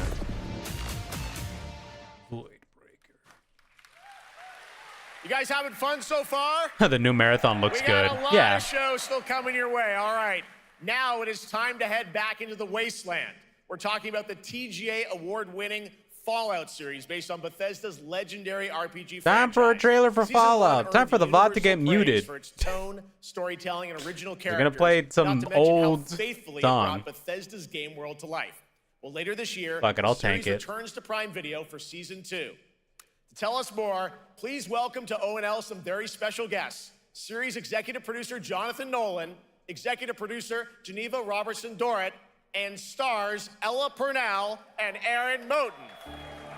You know what's funny? I never understand why they bring the actors out for this, because like they 100% they are not interested in the games at all, like 100%. So it's always so funny to me whenever they bring out the actors, because I'm like, hey, well, you don't need to bring them out. You could just talk about the show. They don't want to be there. You're gonna drag out Walton Goggins out of his fucking like abyss to come out and talk to a bunch of nerds. Gamescom. Jonah, you know, we've got 5,000 Fallout fans here in the hall tonight. Millions All right, more you're watching overblowing online. it there. I don't We think can't there's wait to hear about the 5,000 new of them. Yeah, we're very excited. We literally just wrapped, jumped on a plane, and came out to see you guys. Gamescom is actually really kind of where it started for us, the journey on this show. It was 2 years ago. We asked Todd Howard to come here and show the very first footage that anyone had seen anywhere of the first season. Oh, the footage has to come out here in full Jinx Arcane cosplay. Yeah, for real. It's Jinx! Jinx Arcane!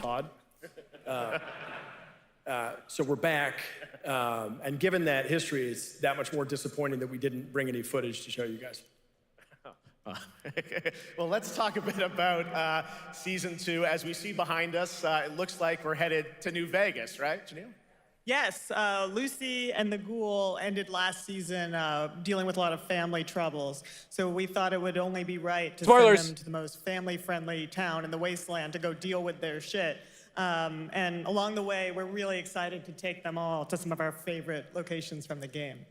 Oh my God, yeah, it's such a classic game, and we're very excited to see what you have in store for us for Season 2. Ella, it's great to see you again. Thanks for coming out to Cologne. Hello. Last time we saw you was at Game Awards when Fallout won. Prepare the Best audio Application. jungle, You're up against exactly. yourself in Arcane, and you won for Fallout. Congratulations. We want to talk about Lucy's journey in Season 2. You know, how do you think her exposure to the Wasteland is going to sort of affect her Vulture sensibilities this time? Yes, the question is, what is she gonna do when she finds her dad? Is she gonna bring him back to her vault and give him justice, or is she gonna give him wasteland justice, which is the ghouls' justice? I think a central question of the season is whether Lucy will transform the ghoul or whether the ghoul will transform Lucy. Sorry, I was blowing my and nose. How much they will influence My each allergies are other. kicking in. Okay, I like it. Aaron, let's talk a bit about Maximus. He went through quite an evolution last season. Now that Lucy and Ghoul are kind of heading to New Vegas, tell us about Maximus. How does he get deeper into the Brotherhood of Steel? Some of them this- makes you this, wish for a season? nuke. Patrolling the Mojave almost makes you wish for a Tell us, nuclear Jeff. winter. Yeah, when we first met Maximus, all he wanted was to be a knight. And now, in very Fallout fashion, it's a little bit of a careful what you wish for moment. So here he is now with this newfound status, trying to make the world a better place in extremely, or I guess deeply, flawed society. Yes. Yeah. All right, well, we cannot wait to see what Oh, you guys can tell have he's in not store used to being for on big season two. Let's stages talk because a he's bit very about nervous. Ghoul. Can we expect more sort of Cooper Howard flashbacks as well in season 2? Yes, absolutely. I hope they show Howard and the biggest Ghoul, dickus. played by Me the too. amazing Yeah. Walton Goggins, definitely coming He had a back. wife, We you have so know. much more to do. Obviously, we Thank you, ended the Yita. last Thank you for season allowing me to with quote Monty Cooper Howard Python dealing with, on think of a stream. common Nobody marriage ever lets me problem. do that What do you because do I'm when you old. find out your spouse is planning nuclear war? And so he's going to figure that out. And as he does, he's going to uncover a greater conspiracy with huge implications for the wasteland. All right, well, we'll look forward to seeing how that unravels. Are they for real Now, not gonna have a season trailer? one, Are they of just course, is talking known for about it? Amazing original characters that you guys built in the Fallout Here's world. We thought that was so cool. But incontinentia. now that you're diving a Incontinentia little more buttocks. directly into New Vegas, I think the fans want to know, are we going to see any more direct ties to the video game and characters, locations? I kind of need to pee. in this season? I'm afraid to get up and We're go super pee proud of in the case they original actually do story show that something. Geneva and Graham are telling, but there was one character in particular from New Vegas that I was really excited at the possibility of seeing a little bit more from. We're writers, we're no good at describing this stuff. And maybe we should, pictures worth 1,000 words? Oh. I think so. Okay. All right. Well, it sounds like then we might get to hear a little bit more Seal of season 2. Is that possible tonight? Well, I don't know, Jeff. I heard you like world premieres. We like those, right, guys? Right, Gamescom? Gamescom.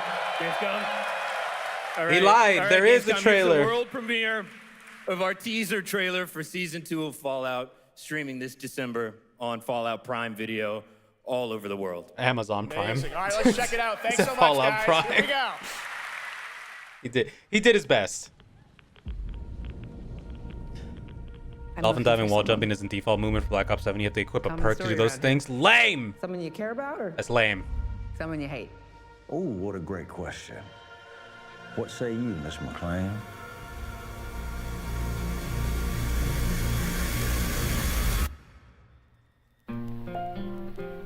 It's a song. I don't want to set the world on fire. You want to know why the world ended? It started here with one man. Oh. It's that song. Audio Jungle. Cooper Howard, star of the Silver Audio Screen. Jungle. Like yourself, I am the very best. Are they gonna show Mr. House?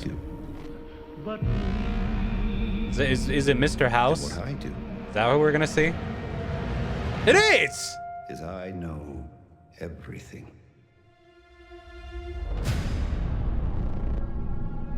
Wow. Just straight up. They can't I killed them? Not in this one. It's pre the bombs. Only be the beginning. Guys, that was a flashback. That was before the bombs My dropped. concern is that you will do just That was the town. What town was that? That was Novak. He was a Novak. You are actually quite a violent man. The dinosaur. Kill me yet.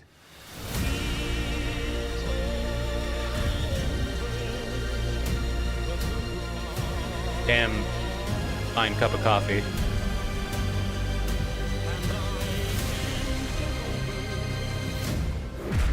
Oh. Oopie. She's in the dinosaur. Let's get lucky, shall we?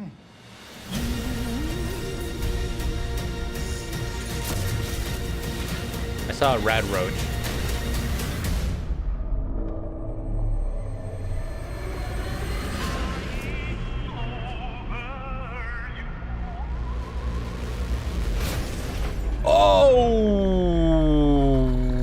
Okay, I did not even consider a death claw. I defer to you about what to do in this situation. I did not even consider a death claw could possibly show up in this fucking show. Well, that's cool. I liked season 1. How about that? That looks incredible. Deathclaw, of course, and our first look at the new season. And Robert House is Jonathan Tease, played by Justin Theroux. It is an amazing Gamescom exclusive. Don't and pass we've through got the another one quarry, for you. dumbasses. The first drop of the all-new Season 2 posters. We cannot wait to see what Lucy, Maximus, and the Ghoul have in store for us when Fallout Season 2 begins December 17th, with new episodes premiering weekly on Prime Video. All right, now back to you, Shox.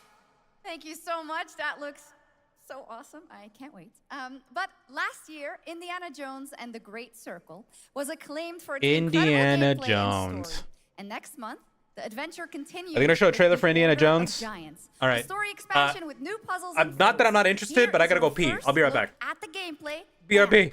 Gotta go pee while Indy happens. I'm not running ads. Just. This isn't a commentary on the game itself. I need to pee.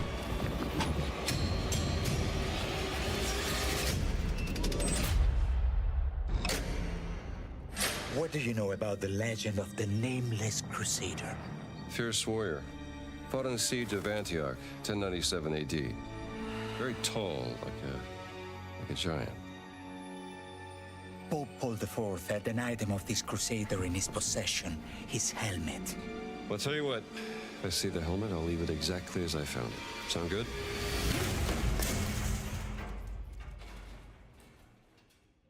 Oops.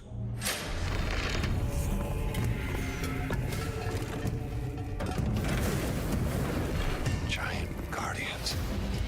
Their roots go way, way back. Worshipped by the Mithras cult. I can't believe you dare to investigate this. Impressive for a snake.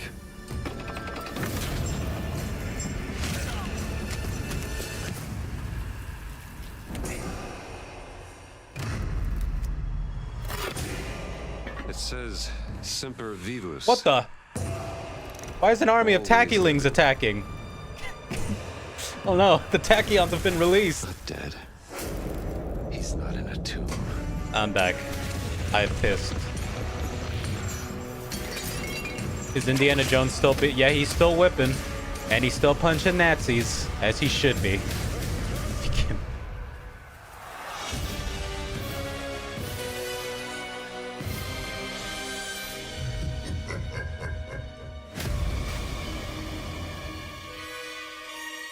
Cool. I should play this game at some point for myself, not on stream or anything, but I should play it for myself at some point. That'd be cool.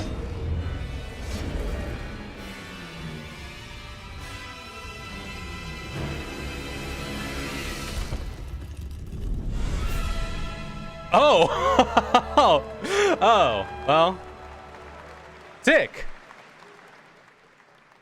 Indiana Jones and the Order of Giants is I had a coming feeling on that was going to be a September Switch 2 4th, announcement. And as we just announced, it will also be released on Nintendo Switch 2 in 2026. That's cool. Of course. Now, let's step into the world of Deadpool. First announced at Summer Game Fest. Oh, Here's God. the latest trailer for Deadpool Fucking, VR, oh. which reveals more of the villains and the release date. Audio Jungle. Audio Jungle. Audio Jungle. Audio Mojo. Streaming network is expanding. Oh God, this fuck. To score eyeballs, I need talent. It's a VR game. Is efficient exposition. The biggest. Omega Red. Bastards recruited across time and space. They Ultimo. require persuasion. These are some deep cuts. Who it is? No way. A deluxe portal for 2, if you please. That's crazy. That's wild. We'll be watching your every move. Fighting on a reality show to the cheers of trillions. minimum effort. I have little tolerance for low ratings. Oh, shit. OMG.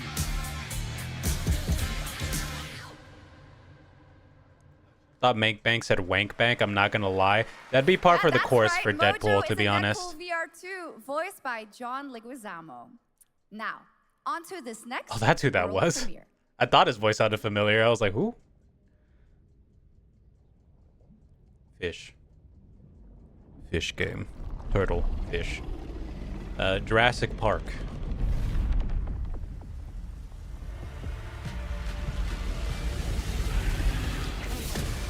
World of Tanks. Do you think they're gonna leak more military documents? Wait, no, that's War Thunder. That's War Thunder. War Thunder is the one that leaks military documents. I got them confused for a second. World of Tanks, I think, also unironically had a HoloLive collab. I could be wrong on that. Somebody double check that for me. I do remember World of Tanks having a HoloLive collab at some point, which is insane to think about, but yes. Tank in my face. In fact, turtle.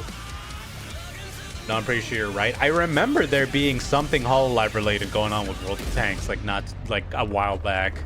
It was like one of the weirdest collabs I'd ever seen. It was essentially just plaster a PNG of your favorite HoloLive. Oh, for Blitz. Yeah. It was essentially just have it's like, you know how they would like paint a hot lady on the side of like a on the side of like planes and stuff. It's like instead of a hot real lady, it's hot anime woman on the side of your vehicle. Getting straight with Warhammer. Here comes World of Tanks 2.0. Listen, I will say one game that I actually really loved on the Nintendo 64 that was a tank-related game was Battle Tanks. That game fucking ruled. That was an arcadey tank game, not like hyper militaristic real, you know, tank game. And upgraded features. Absolutely. All right, next. Saber and Focus delivered Space Marine 2, one of the most fun action games in the generation. Warhammer. Next year, they're set to do it again in John Carpenter's Toxic Commando. This FPS action game combines classic 80s action horror. I forgot about this. Humor. They announced this like Here is the world 2 years ago? Premiere of John Carpenter's Toxic Commando. All right, what 80s song do you think they're gonna put? I have my bets on something hair metal. And or David Bowie. Duran Duran, maybe.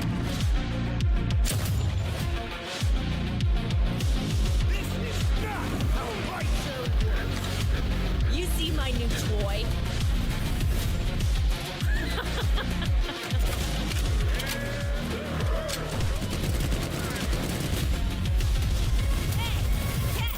Liar, liar, zombie. I was about to say, there seems to be a severe lack of anything like wacky or crazy so far, but they have lightning powers. That's good enough. I need some first. Ooh.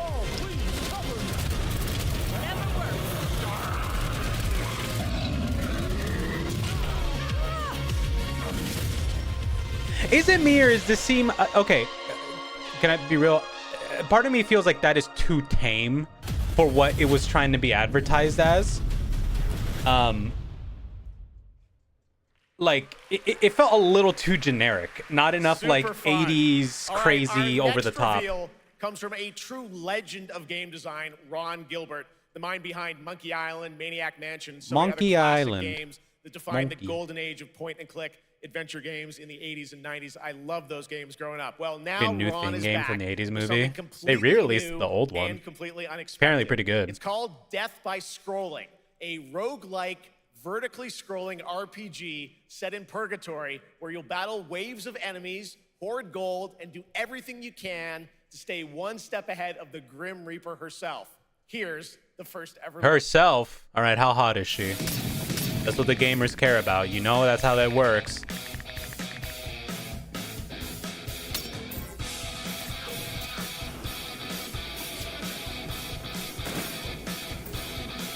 Oh, so it's every auto scroller level from a game you from every like game as like the premise.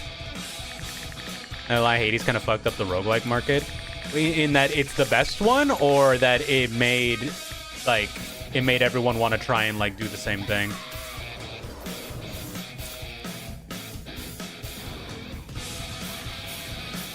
I can see this one being really fun though. This would definitely cause anxiety, but this one seems pretty fun. I like the premise. It reminds me of like Smash TV a little bit too.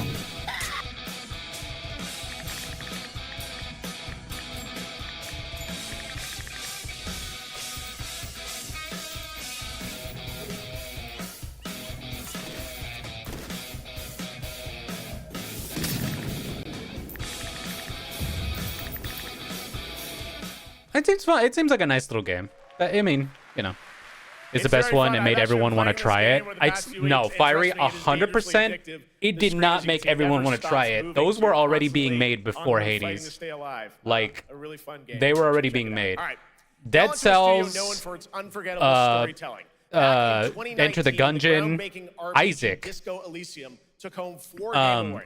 Binding of Isaac is the one that made everyone want to do it. It was Binding of Isaac, not Hades. 6 years later, those who now make up the studio are ready to give the world the very first look at their next CRPG. Most people don't like other roguelikes because it doesn't have the same level of character design, story, and just engagement. Depends, because people like Balatro. Also, the best one, Hollow Cure. Yeah, Hollow Cure came from Vampire Survivors. But I once knew a spy. That's not entirely true, Fiery, because like stuff like Balatro got like really big. So also there's a bit of a weird fucky wucky going on with this. Zaum, this studio, is not the same people who made Disco Elysium anymore. So whatever this is actually not by the original team. So that's straight up a lie. The original Disco Elysium creators left the studio a long time ago. Or not left, but got fired, essentially. There's a lot of weird internal politics going on with Zaum, but yeah. So I don't know what this is.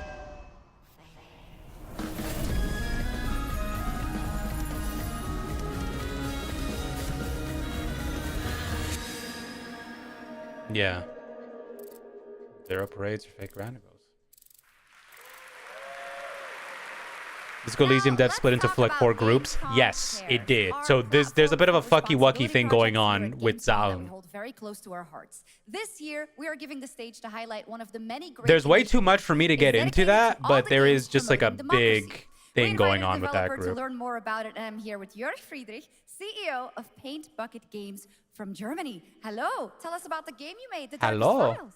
Hi, thank you.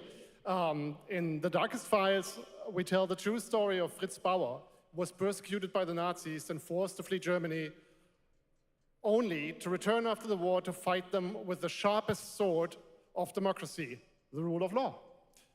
It shows how quickly a constitutional state can become an unjust state and how this leads to darkness. But it also shows that we cannot simply stand by and watch. When this happens, we must take action.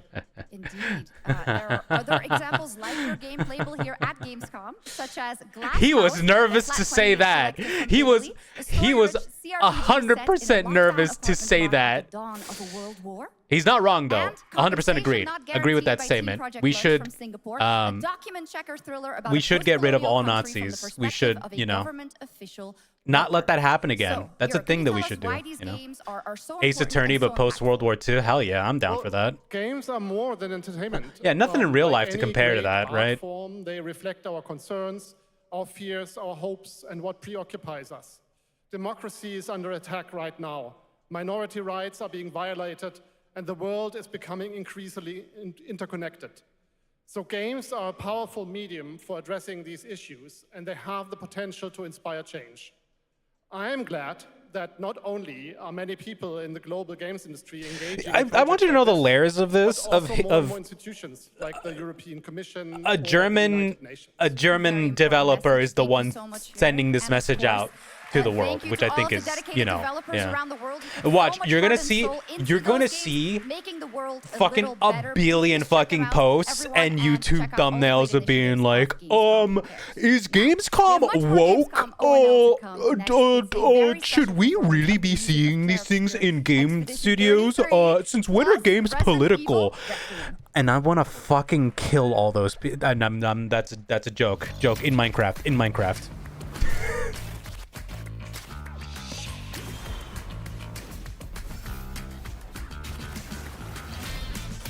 Yeah. Oh look, it's not Genshin. It's not Zenless Zone Zero. Just check Twitter? Hell yeah. I knew it.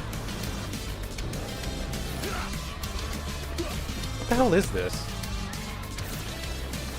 Wait, is this that gacha? Yeah, it's like that urban exploration gacha game that's in the works. Grand Theft Impact. Yeah, there you go.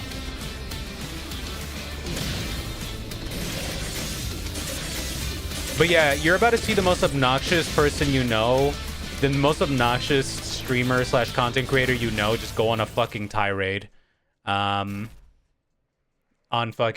Twitter and YouTube, like immediately, because they're like, should we, you know, so whatever. Top comment you'll see someone say is, hey, I have a woman co-hosting now. Gamescom has been woke. Asmon and ICC. I mean, do I even need to name names? It's like, I don't need to get into that. I have this on my wish list. I'm very excited for this game. What up, Axel Bro? Welcome, welcome. We're reacting to video games. I am so excited for this game. I've had this on my wish list for a while now.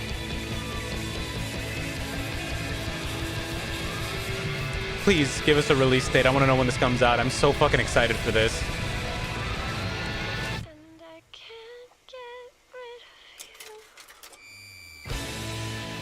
Oh, hell yeah. After an ageless slumber, I love reacting. Me too. the primal flow React Andy. I hope they do it nice because unfortunately I didn't like the demo too much to my surprise. I get the feeling they'll probably refine it. They'll probably take feedback from the demo. It is fate that brought us together. Another Genshin-like? Except not anime, more real people? Who is this guy? What does he want?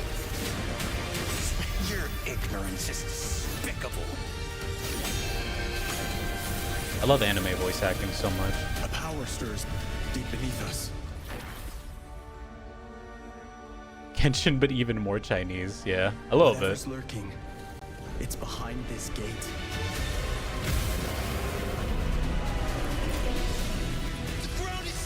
Genshin really just did something to the Chinese, like, development. Yep, okay, alright, that's just, yeah, you show me a UI, that's Genshin. This is, yeah.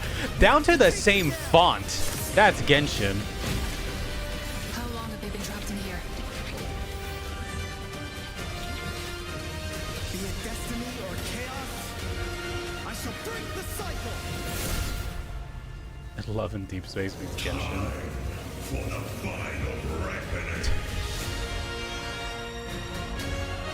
Honor of Kings. Wait, Honor of Kings. That's a game. That game already exists. Honor of Kings, I think, is a MOBA, right? It's a Chinese MOBA, I believe, that has been out for a while.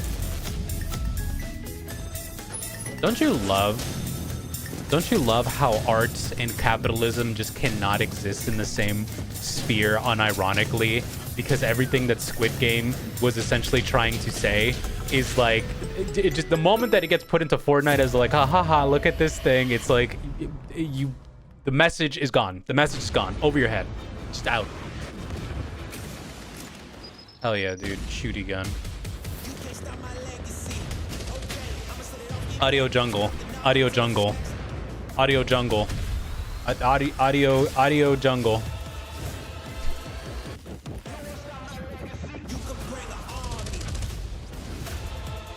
Was this Battlefield for a moment? No. Delta Force. All right. You just got a fresh look at Delta Force, which launches today on PS5 and Xbox. Hell The yeah, best dude. part, it Delta is free Force. to play. Now it is time for something truly special and one of the most requested moments from our community this year. Earlier in 2025, Clair Obscur Expedition 33, the debut title from French indie studio Sandfall Interactive, captured hearts with its stunning Belle Epoque-inspired world and unforgettable style. I've not played it yet. This is a very special game, and tonight we wanted to I bring need to that play world to it. life right here on stage. I hope at this ONL doesn't with have a special spoilers. acoustic performance from the game's soundtrack. Please join me in welcoming, for their first big live performance ever, the composer of the game, Laurent Testard, and vocalist Alice Dupont-Pussier, Become performing Alicia from Clair Obscur So, Expedition 33. fun fact, if you didn't know about this, the composer for this, the composer for this game, they literally found on like fucking just SoundCloud randomly. Never composed for a video game or anything before. They literally just found a guy on SoundCloud and were like, "Hey, do you want to make music for a game?" And it was like, "Yeah." Please don't show me spoilers in the footage. I'm not gonna look at the screen at all. I'm just gonna look at chat. So I'm just gonna cover. This game is sold. We just found this guy. Yeah, and the fact that the director of the game was doing fucking sick, nasty, Virgil or Devil May Cry combos on his YouTube channel like years ago. Insane. Anyways, I'm gonna not look at the screen because I don't want to see spoilers, like even slight spoilers in the yeah, no, he has you can find the director's YouTube channel and it just has Devil May Cry triple S run combo videos, like 100%, you know.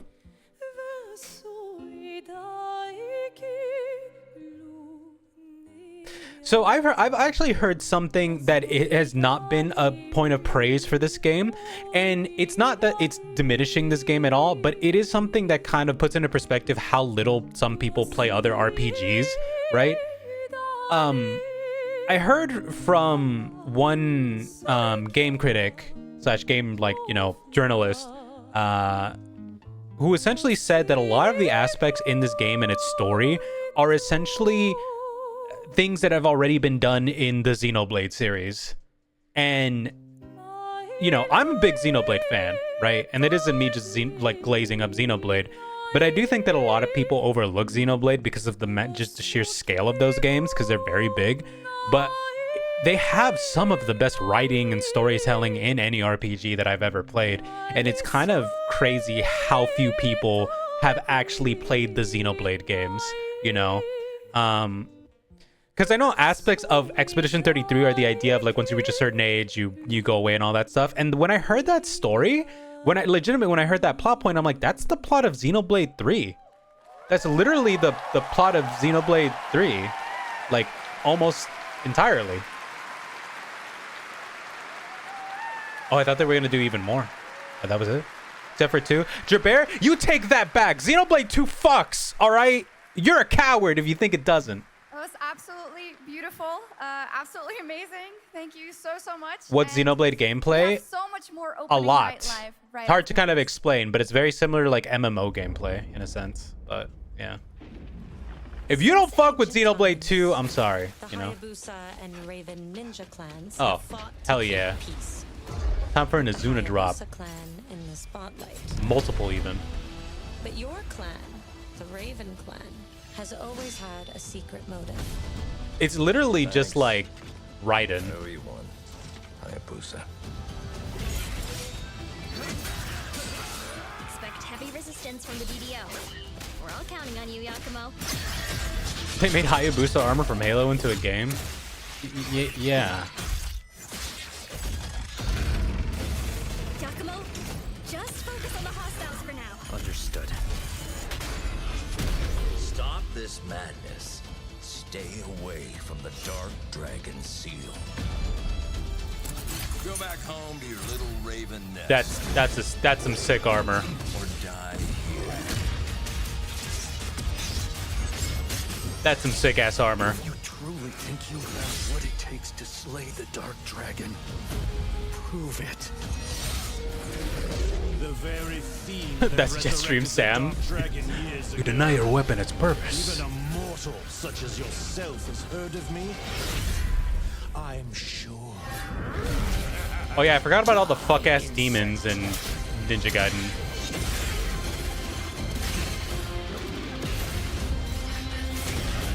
Hell yeah.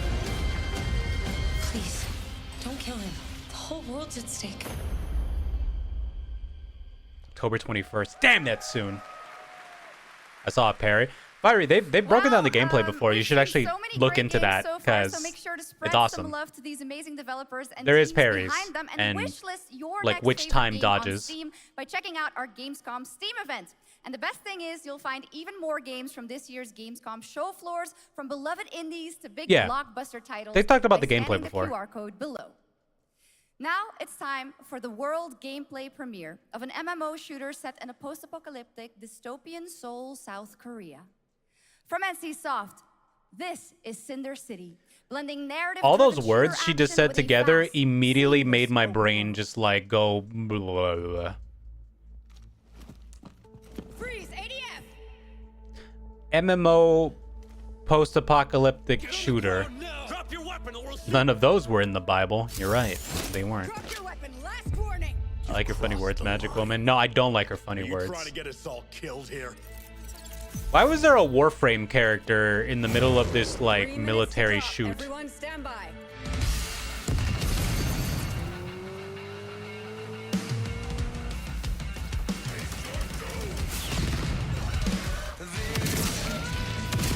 Audio jungle. Why are you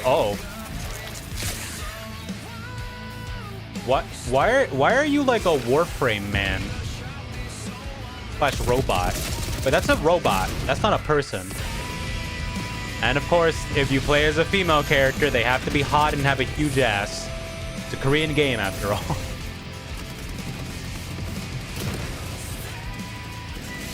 Yeah, those are just robots.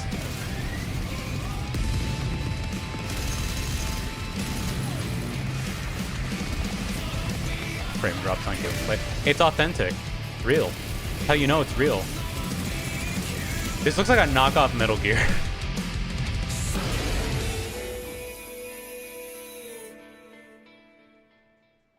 My favorite character, huge ass. But that's not all. We've now got a second brand new game from NCSoft. Time Takers is a competitive team-based survival shooter where the ultimate prize isn't points, it's time itself. Here's your first. Sounds like Titanfall in modern day. That was not Titanfall. There was no grappling hooks or double jumps. A ghost of my Hit by former two glory. focus and die in 2 months. That's usually how it goes. This is the complete opposite of what the fuck we just saw. When I was stabbed. Audio jungle. I died. Instead, I was given a second chance. Isekai the game. Get isekai'd into different timelines. That a monkey? Oh! What do you mean? What do you mean the monkey throws a banana and it's a bomb? What do you mean the monkey has banana grenade?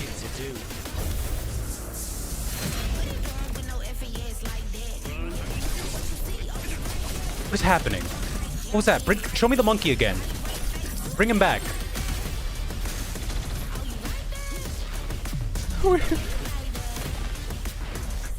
You know, they lost my attention and then immediately gripped me back like a whiplash.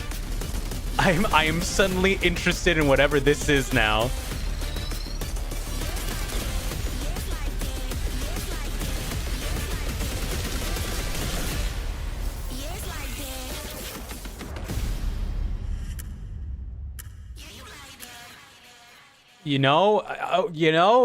That doesn't look bad.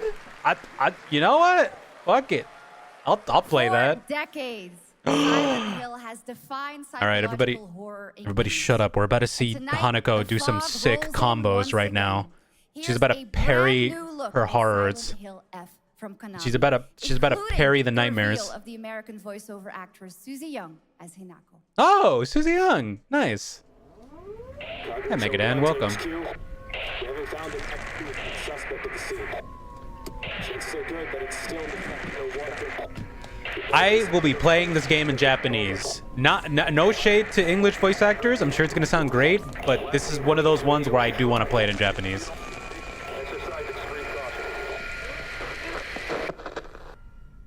Also, that's weird. That seemed very modern, like that stuff, and it's supposed to be my life 1950s Japan. and laid claim to my soul. In turn, I shall save your souls by claiming the life of your old self. Hear more Ben Starr? No, it's not gonna be Ben Starr. What's that? What is this place?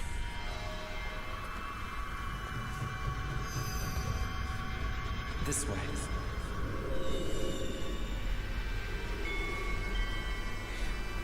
I better get going.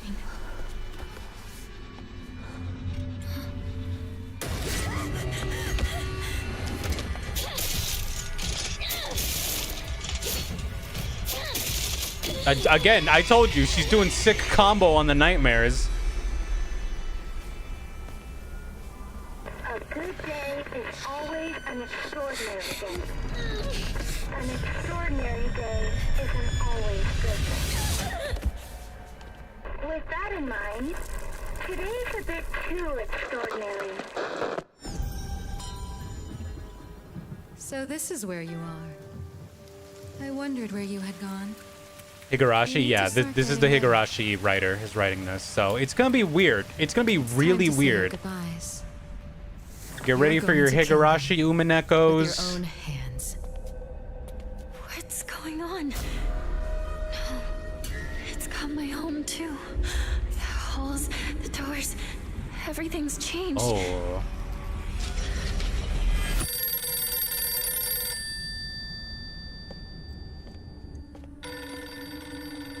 Tell me, who are you?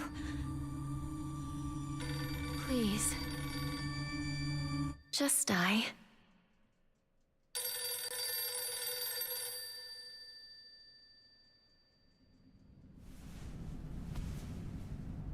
It must be hard for you to bid farewell to childhood friends. Yes. Hmm? No. I don't like the implication there. For anybody who was essentially unaware of what that guy was wearing, he is wearing... Okay, that confused me there for a second because I thought this was still Silent Hill. He was wearing wedding attire. So that could maybe mean not great implications if, you know, yeah. That game looks great though. I'm excited to play Silent Hill F. What is this? This is not in-game. There is no shot that is gameplay at all. This is a pre-rendered cutscene. Lies of P2.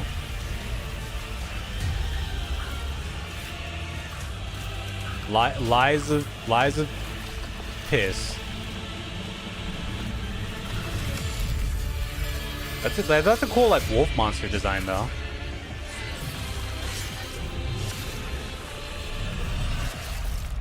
Ooh, squishy. It's perfect for you then. Yama Games. Oh. La Divina Commedia. Oh, it's fucking Dante's Divine Comedy. The fucking straight up. All right. Okay. Did Animusha look cool? Yes. Animusha did look cool.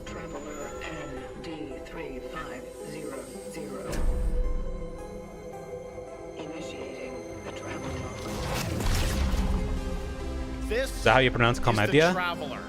I think. Commedia? Italian. Commedia. You'll step into Commedia? their role. From Polish horror powerhouse Bloober Team, nominated last year at the Game Awards for their Silent Hill 2 remake, comes a bold new vision of survival horror. I thought that was In Dead this Space world, too. the dead don't stay dead. When they find each other, they merge No, I into mean you something personally, far more no. terrifying.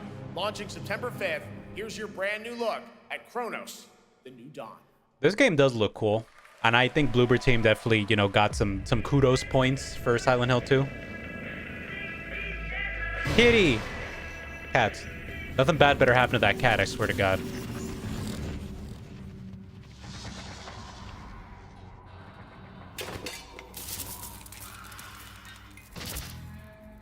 Leave the cat alone.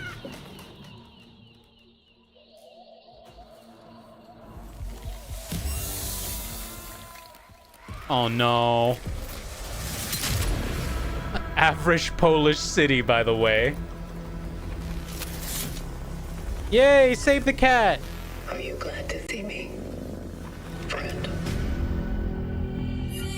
Cat friend.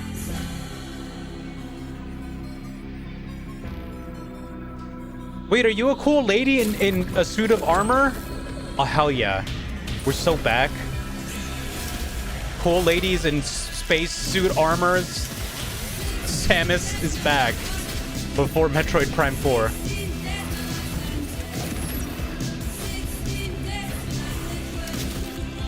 Stop saying that. Stop.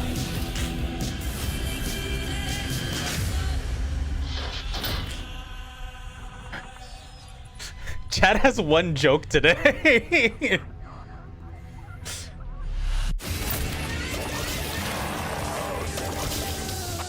Stay calm.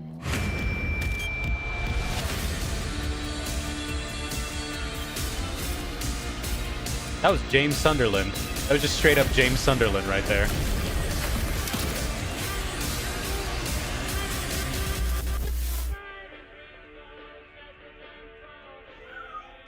Cat is friend. Dead Space Poland. That game looks cool. I'm excited for that.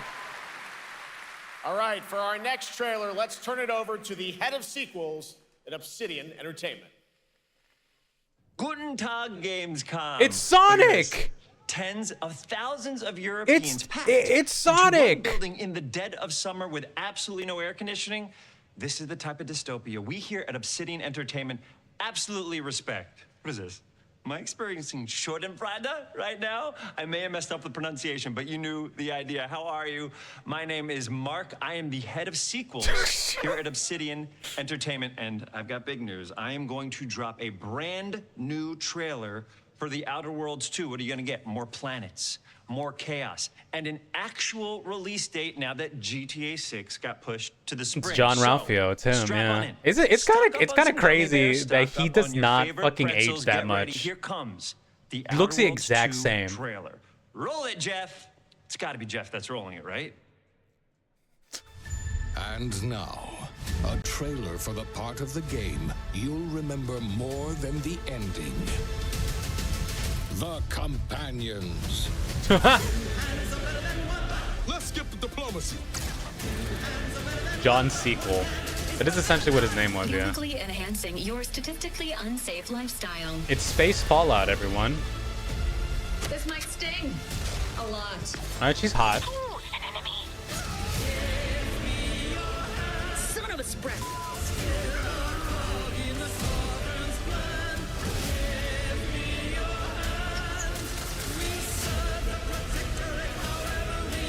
Be grateful you're not on fire.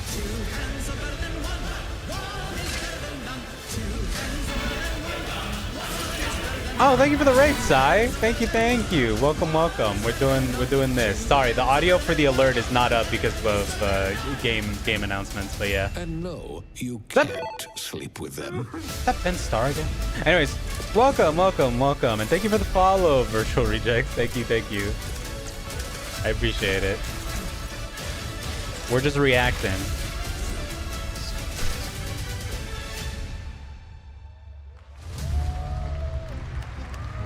Gamescom sound like a mixed bag so far? It's about par for the course. Here at ONL, but now a first look at Inzoi Island Getaway. It's first and free it's about DLC, par for the course for like Jeffrey's show. You know. Yeah, it's been pretty okay. Also, hey, it's that AI game that nobody actually plays the game of. people just do the character creator and then don't play the game.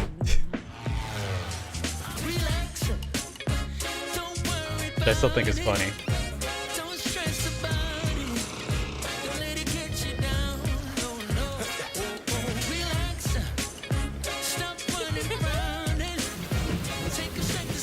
This game, I don't know, man. This is that game that I saw streamers play once. They did the character creator, made themselves or made somebody, and then they just never booted it up again, and that was it. So I learned the actual gameplay. Yeah, it's The Sims, your bear. This game is literally just The Sims, but if it was hyper pretty and used up way too many resources on your computer. Like, that's it.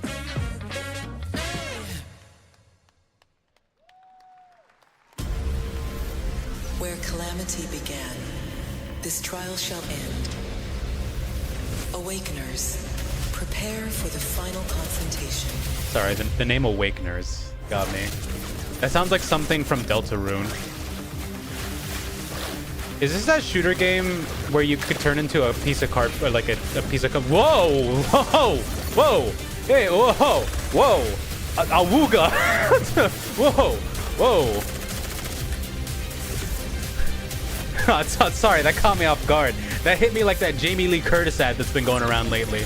Oh, that's a cute character design. I'm not even gonna lie. That bunny girl was really cute.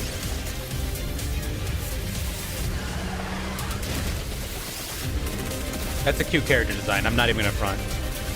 Shut up about game. Whoa! Oh! Wait, hold on. Wait, I spoke too soon. There's a little bit of something for everyone here. Wait a minute. Hold on. Hold on. Wait a minute. Oh, boo! Get this off the screen. Get this fucking sex offender off the screen. Get him out of here.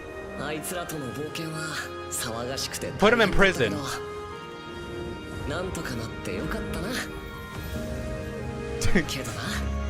He's the wolf anime boy meme. Gomen Oomph-chan. Enough of the woke jokes. Stop it.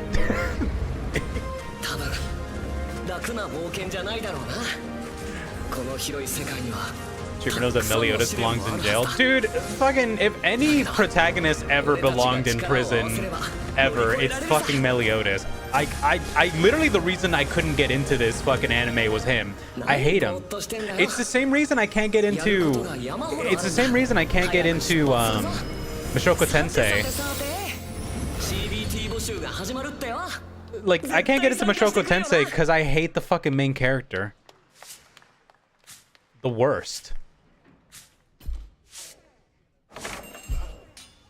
Ultra British version of 7 Deadly Sins. Fuck streamers. Shut up. I hate it. I hate that those jokes get me. That's the worst part. Moonlighter. I played the first one. It was pretty okay. Get the whole cast running and we got 4 different upskirt shots of female cast. Dude. I don't know, man. Like, I'm all for, like, you know, like, I don't care about fan service and shit as long as it's like not just like the main character isn't just straight up like fucking assaulting people, like, you know.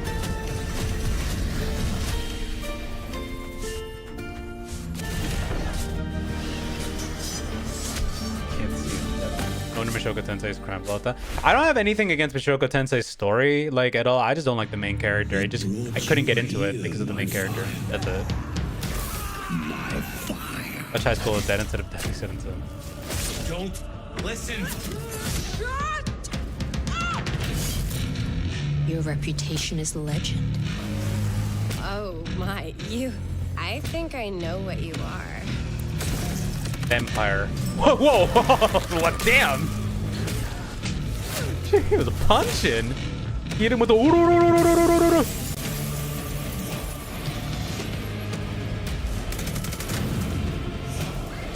I never played the original Vampire the Masquerade because it's like an impossible game to actually get running on your PC. I'd be interested to check this out, like, for myself. I'm all for silly vampires. Imuda, since you play as a vampire. I mean, yeah, technically. It's always funny though when you think about Giorno in Part 5 and how he has no vampire traits at all. Have a firm release date for Vampire Bloodlines 2, October 21st of this year. And next, since we're here in Germany, it is only fitting to spotlight a homegrown success story, the deep survival crafting of Enshrouded from Keen Games in Frankfurt. Still in early access, I'm gonna take this opportunity to pee real quick, so I'm gonna BRB again. All right, BRB. I'm not gonna mute this. Well, actually, yeah. I'm gonna BRB. Gotta go pee again. Forever. A new force is coming, one that will redefine how you explore, how you build, and how you survive. It's a monumental edition, and you're hearing about it first, right here at Opening Night Live. Listen. I dreamt of a time before the corruption and the fight for survival. I dreamt of a shimmering home and of exile. To find peace, we must brave the deep. Hear the old gods whisper, and an ancient fury awakens. We shall purge the profane and command the water to yield to our will, for there is no greater power than the flame of the faithful.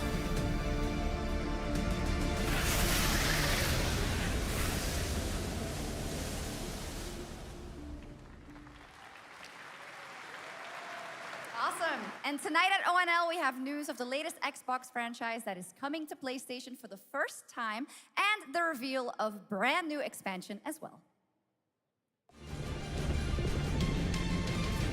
I'm glad the tachyons are getting ample use. I'm back. Did I miss anything, or was it or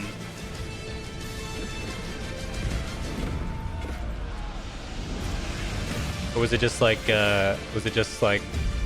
random ad, just Enshroud? Oh, okay. I missed Half-Life 3. Oh no, some game of sorts. The Halo Master Collection coming to PS5. I thought that was confirmed already, like a long time ago. You missed the new Fire Emblem. Damn, dude. Lilith was there. Fuck, dude. I'm never pissing again. That's it.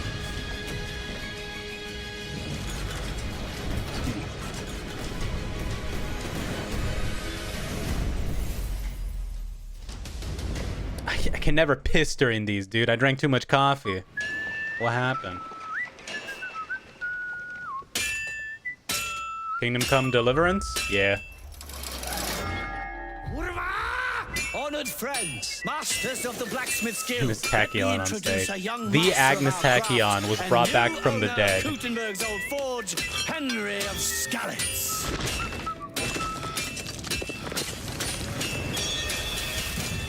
Ready? We can begin.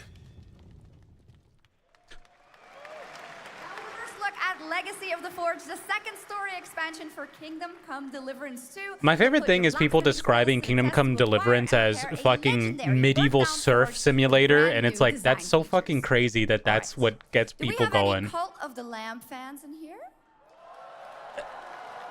All right. This game does. Okay. Big news for the darkly comedic action adventure. I don't want to sound Here's the announcement like a bummer. This game does absolutely nothing for me. Like every aspect of it does nothing for me. I think it's cool for the people that enjoy it, but like, yeah, no, this game is never piqued my interest. Old ass man, get his ass tagging. I'm sure it's great. I'm sure like people who like the kind of game that it is will like it, but like I just nothing. Just nothing for me. I like watching people play it, but I don't have a desire to play it myself. Yeah.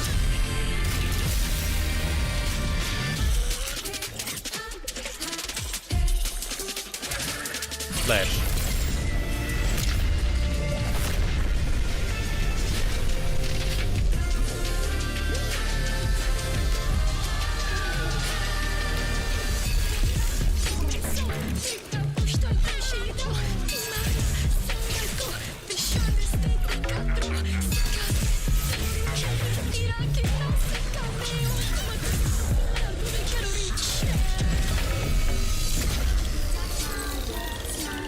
Sorry, I do feel like this is a great 9 out of 10. I'm indifferent about it. I have so much other bullshit on my backlog already. Yeah, no, I agree. Now, last year, World of Warcraft celebrated its 20th anniversary. And All right, I'm gonna go kicked off piss its again. three-expansion story arc, the World Souls Saga. Here to tell us more about what's to come is executive producer It's Holly fine to see Mondale. something to just say, sure, that's a video game. Yeah. I think the extension of like why I say specifically Cult of the Lamb, I look at it and I'm like, yeah, it's not for me. It's because I'm like, yeah, it's giving the same energy as Happy. Holy shit, what is her fit? God damn. She's about to fucking like cast magic missile at the crowd. Holy hell. Hello, everyone. I am so excited What a to fit. be here to reveal our next adventure, World of Warcraft Midnight. I'm equally excited to Except Silk Song, you're obligated to like that one. with Who's our this new wizard? housing feature. And if you're here at Gamescom, please come by and check it out on the show She's floor. gonna fucking cast a meteor at the crowd We have right a now. lot coming in this next expansion, our 11th expansion. To start with, 11 on the horizon, expansions, there's Jesus a looming Christ. darkness. I'm gonna be honest, I'm really it's surprised that World of Warcraft is the still going. ancestral Like home of our blood elves. legitimately surprised. But Midnight is also about light. Say anything and World of about Warcraft, hope. suddenly I have to go piss. And about heroes who rise when the world needs them most. And it's about the bonds that tie us together. And it all starts at the Sunwell. And if any of you have ever played WoW, do you remember the Sunwell?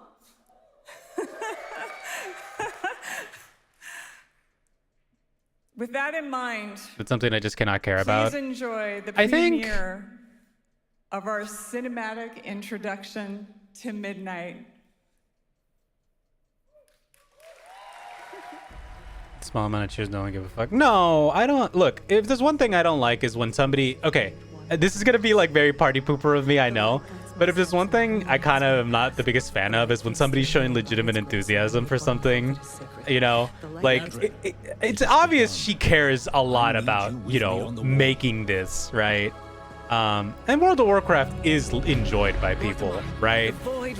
I personally don't have any investment in it, but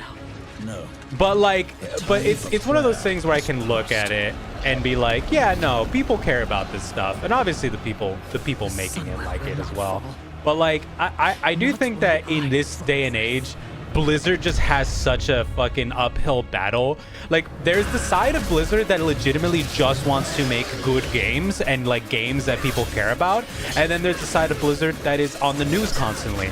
So, it does suck when you see all that, like, kind of, all that stuff. And they did recently unionize, so that's cool. I'm very happy for them that they did that. They needed to do that.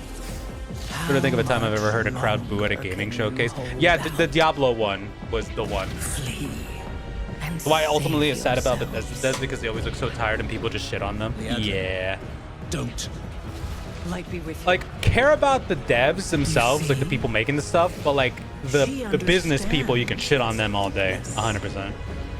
Soon, you all will. Their eyebrows are fucking insane. That's the Night Elves. Grace, and I make one with all that is sacred. The light guides my steps and illuminates my path. The light flows through.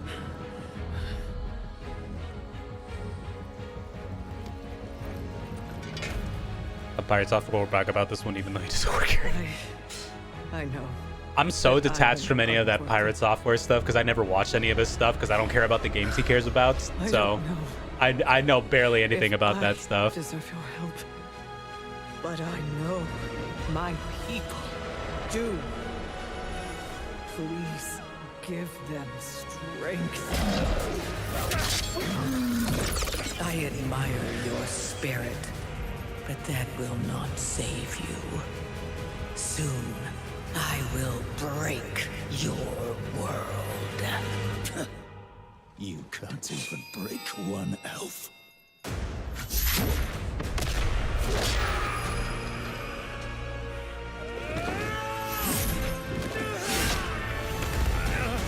This darkness comes to devour everything. As a Blizzard, they know how to make cinematic full of emotion. Oh yeah, fucking Blizzard cinematic team, 10 out of 10. 10 out of 10, fucking great, you know, amazing. Every time, knock it out of the park. Now everything else, that's, you know, I thank you. What's the point here, Delph? Why are we getting fantasy racist in the chat? What is happening? Calm down. Oh, you're a dwarf enjoyer. Okay.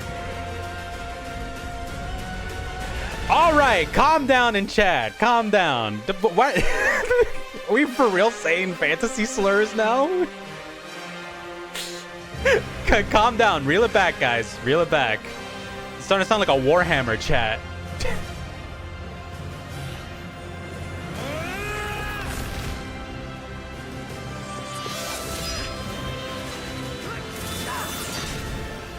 The Sunwell will not fall.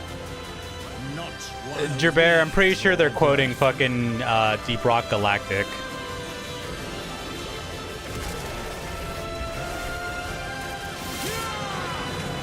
Yeah. Who? It's a game about dwarves in space.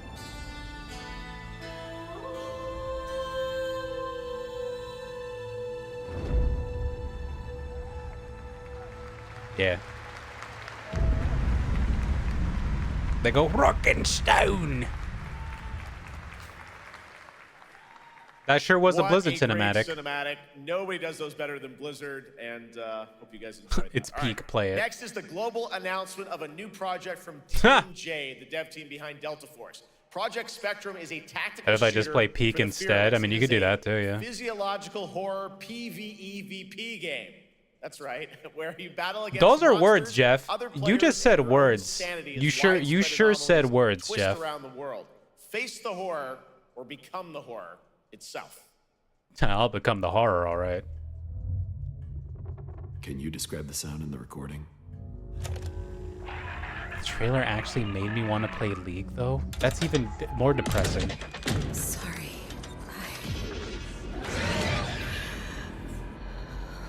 Let's go back to the start.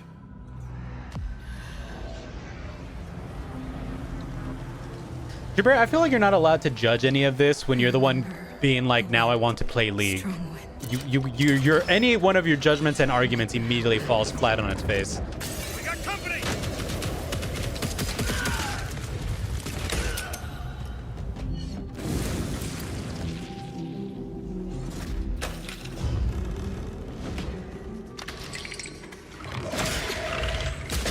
Bro lost all of his aura, yeah.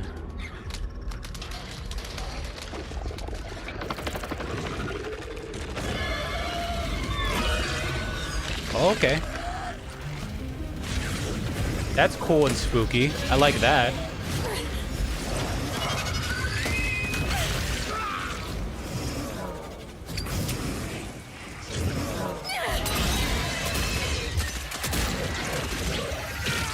Remember, Chad, if you're ever being stalked by some kind of eldritch existential abomination, throw a Molotov at it. Sometimes, loss can birth beasts and bury truths. What do you think? What if you are the beast? The beast? What if humanity was the monster all along? What if?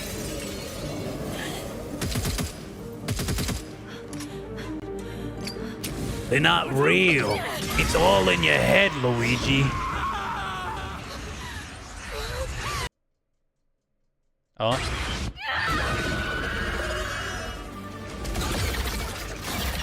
Oh, you can be the monsters too. Freaky.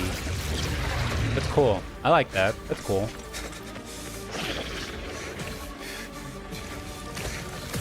Oh, wait, that fucks. Yeah. I like a game where you can be a weird freak, you know? Oh, you're kind of like... Oh, it's kind of like you're a mimic. Oh, that's interesting. Dead by Daylight for Resident Evil. Damn, girl, you're goopy.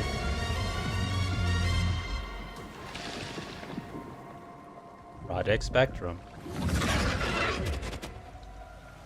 Let's go back to the start. I mean, PvP horror game does sound interesting, but all right, this next world premiere feels familiar, yet it is something brand new. I would from have to- Wargaming. And trust me, I would have to you've see seen them more with tanks, gameplay of that. But you haven't seen them do anything like this before, and it's coming to PC consoles. do you want more I'm getting sick of too many military shooties. Show something else, please. Something not military shooty. Por favor, Jeffrey.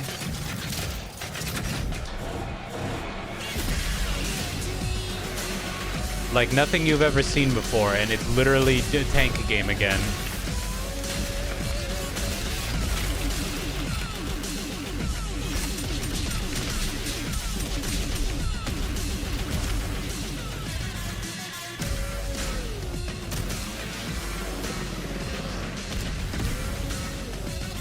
War Thunder, but fast. Yeah, War Thunder, but on turbo.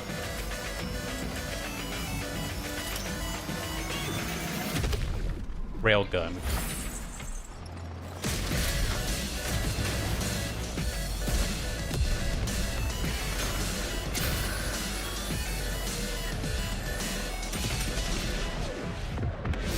Remember how before I was talking about how in the Nintendo 64 I did this really cool game called Battle Tanks that I really enjoyed because it was like very arcadey? Like, did these motherfuckers just do this dumbass Akira drift with a tank? God damn it. Yes, that was the Akira This drift. October, Sucker Punch and PlayStation take us back to the year 1603 into the sandals of Atsu, a lone ronin driven by a single purpose to avenge the brutal slaughter of her family at the hands of the ruthless Yotei 6. No, Tonight, they we didn't have a ruin new the look Akira at the drift. deadly, The Akira beautiful drift has world been of Ghosts of overdone for a while now.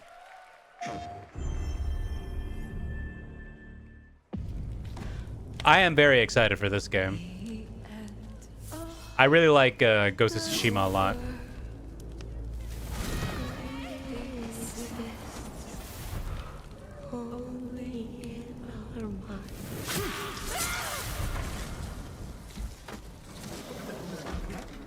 You want to play the first one? It's really good.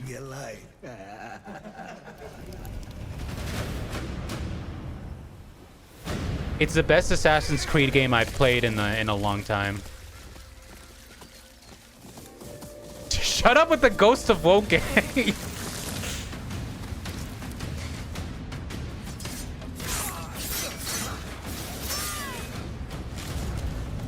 Swordsmith's daughter.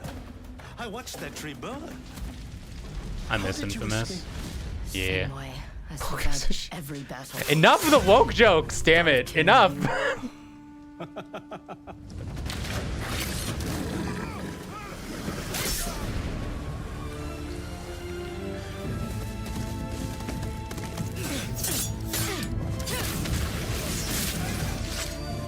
Ruthless spirits wandering the land, driven by vengeance.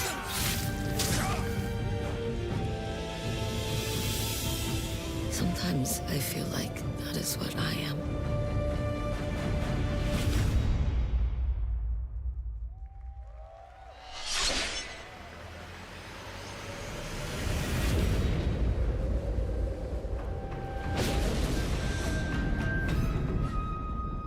Oh, they're gonna do the multiplayer thing as well. I don't know why. I thought for a second that was just straight up Akuma from fucking Street Fighter. It looked like it. I'm gonna just not acknowledge it in the chat anymore. I'm not gonna look at it. I'm not gonna look at There you chat. have it, an amazing new look at Ghost of Yotei out October 2nd for PS5 and confirmed today on ONL. It's also getting a Legends co-op multiplayer DLC in 2026 with fantastical supernatural story and survival missions, all free if you own the base game. For nearly 3 decades, Resident Evil has Everybody terrified, shut up! Thrilled and defined the survival horror Everybody shut the genre. fuck up! Now, a new chapter rises from And the shadows. awaken. Back in June at Summer Game Fest, we gave you the first glimpse at Resident Evil Requiem. And tonight, we are diving deeper with a brand new look that explores the haunting backstory of the game's protagonist, Grace Ashcroft, and why she may be the key to surviving what's coming. All right, show me fucked up Raccoon City. Show me Leon. Just show me anything. The return of Steve Burnside? Get out of here. Nobody cares about Steve Burnside. Hi, Mom. Oh, it's her. You have been on that thing all day. Oh shit. Work so late. Fucking Resident Evil Outbreak real. Get some sleep, eh? I'm almost done. Just a sec. It's really coming down hard. So contextually, she also is got infected with the T virus, technically.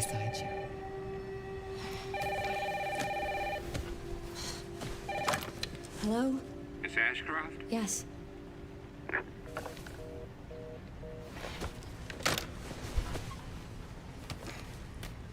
Who was it? Dunno.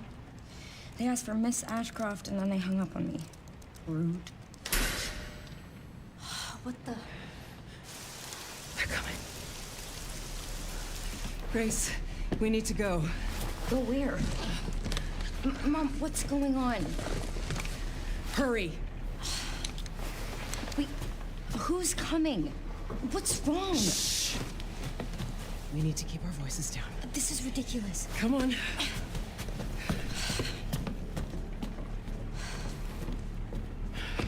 Tell me what's going on. Now is not the time.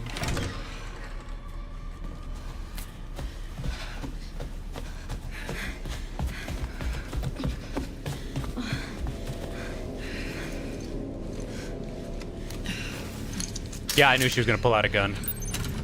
I immediately knew it was gonna go into gameplay. Yeah, for anybody who's not aware, this game is both in first person and third person. You can switch perspectives.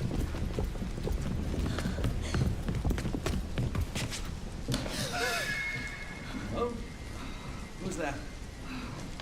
Oh, I'm so sorry about the power outage. What happened? It's really no excuse, and I apologize for the inconvenience. Oh, no, it's fine. Yeah, don't worry. I should have it fixed soon. I just need to find my... Shoot him! Don't let him die! Oh, yeah, you can't stop that. Come on in, Grace. Dude got fucking killed. Jesus Christ. Grace, look at me. Grab my hands. Okay, look at me. Look at me. In and out. Breathe in and out. Oh, Grace. I promise you, I will explain this all to you one of these days.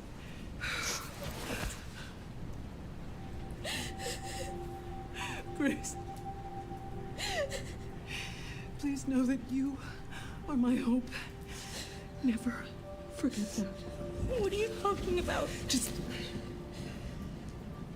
I love you. I love you too. Okay.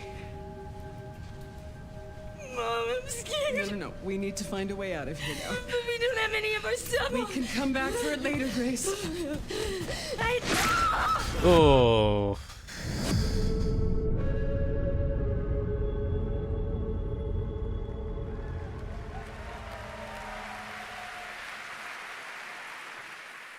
That game is insane. I got to see that sequence in Osaka about a month ago.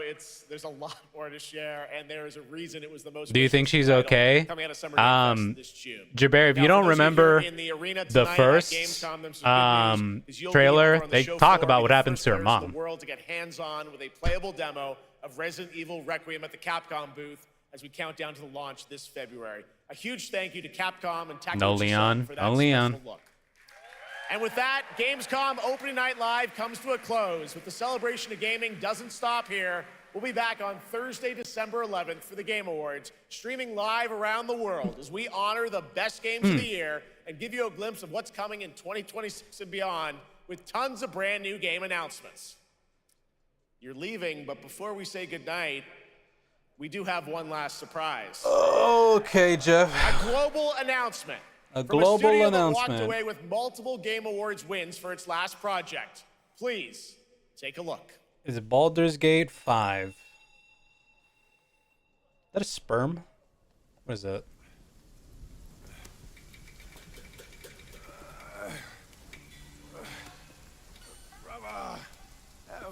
Help me here.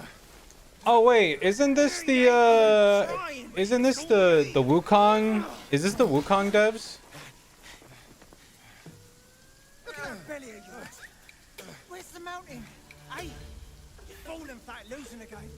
Drop that codswallop. Master will take us back. As long as we keep that mountain in her heart. This is nonsense. I thought it was gonna be something bigger, and I mean, you guys know my take on Wukong. This does nothing for me. We've got food on our table and...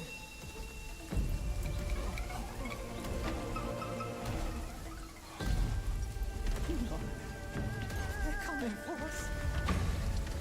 They're probably still mad they didn't win Game of the Year. Yeah. That's a big ass sword.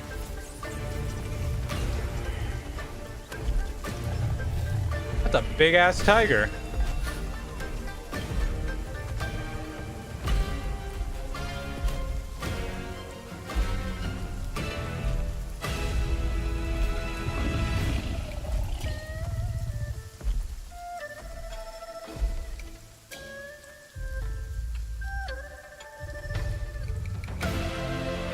That's a big ass dude.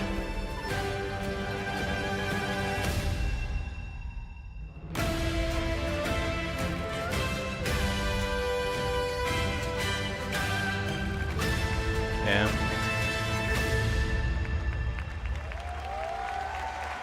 Don't clear. There's a special announcement. Game Science has announced and kicked off development of the second title in the Black Myth series, this time starring Zhong Kui, the ghost-catching god who wanders between hell and earth. This will once again be a single-player ARPG rooted in ancient Chinese myth and folklore. And don't worry, to those who love the Black Myth series, the westward journey won't end here either. It's been amazing opening night live tonight. Thank you so much to Shox for joining me. Thank you so much, Jeff. I had so much fun. Also, a huge announcement at the end of that to close out opening night live this year and kick off Gamescom 2025. It's been so much fun to host this thing again with you, Jeff. What an amazing show. Oh, it was such an amazing show. Great job to you. Thanks for coming back again, Shox. And thank you to everyone for watching online and here, the audience in Cologne. What a great night. Have a great Gamescom 2025. And we'll see you on December 11th for the Game Awards in LA. Good night, everybody. Okay, well, now that that's over, hello. Wait, hold on. We're sitting in silence.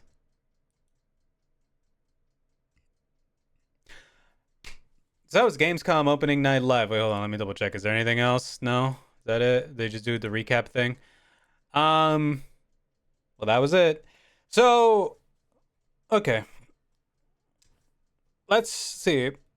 2 hours. That was approximately 2 hours of them announcing a bunch of stuff. A lot of stuff that we knew about already. A lot of stuff that just was getting a second trailer, essentially. You know. I hate you guys. I hate you guys with the fucking woke jokes so much. So here's my takeaway. Fiery puts it the best. I had more fun watching the pre-show and the things that they were talking about in the pre-show than I did the actual show, because it was a lot of... So, you know, this is what I was talking about at the beginning, where I think Jeff likes to showcase the games industry as a whole from like a wide spectrum and all that stuff. And I think that there was some really cool stuff in there. Don't get me wrong. There's some stuff that I thought was really interesting and maybe I might check out in the future, right? And a lot of it was coming from the indie side, obviously. But there was also, again, that kind of oversaturation of what I like to call the AAA kind of chasing aesthetic, where developers are really, you know, trying to push as realistic graphics, as crazy set pieces and all this stuff, and they're not so much focused on what gameplay they can offer, right? It's a lot of CG trailers, it's a lot of spectacle, it's a lot of look at how cool this thing looks, and it's like, yeah, but what is the gameplay like, right? You know, like when I look at something like when they show off Onimusha, for example, when they showed off Onimusha, I'm like, I can see what the gameplay is going to be like just off of looking what they're showing in the thing. They're not showing a lot of cutscenes. They're showing a lot of gameplay, like actual in-game stuff, you know, or, you know, with certain other games as well. It's like you show gameplay and it gets me interested. You show me what you have to offer in terms of like what'll get me to actually pick up and play the game.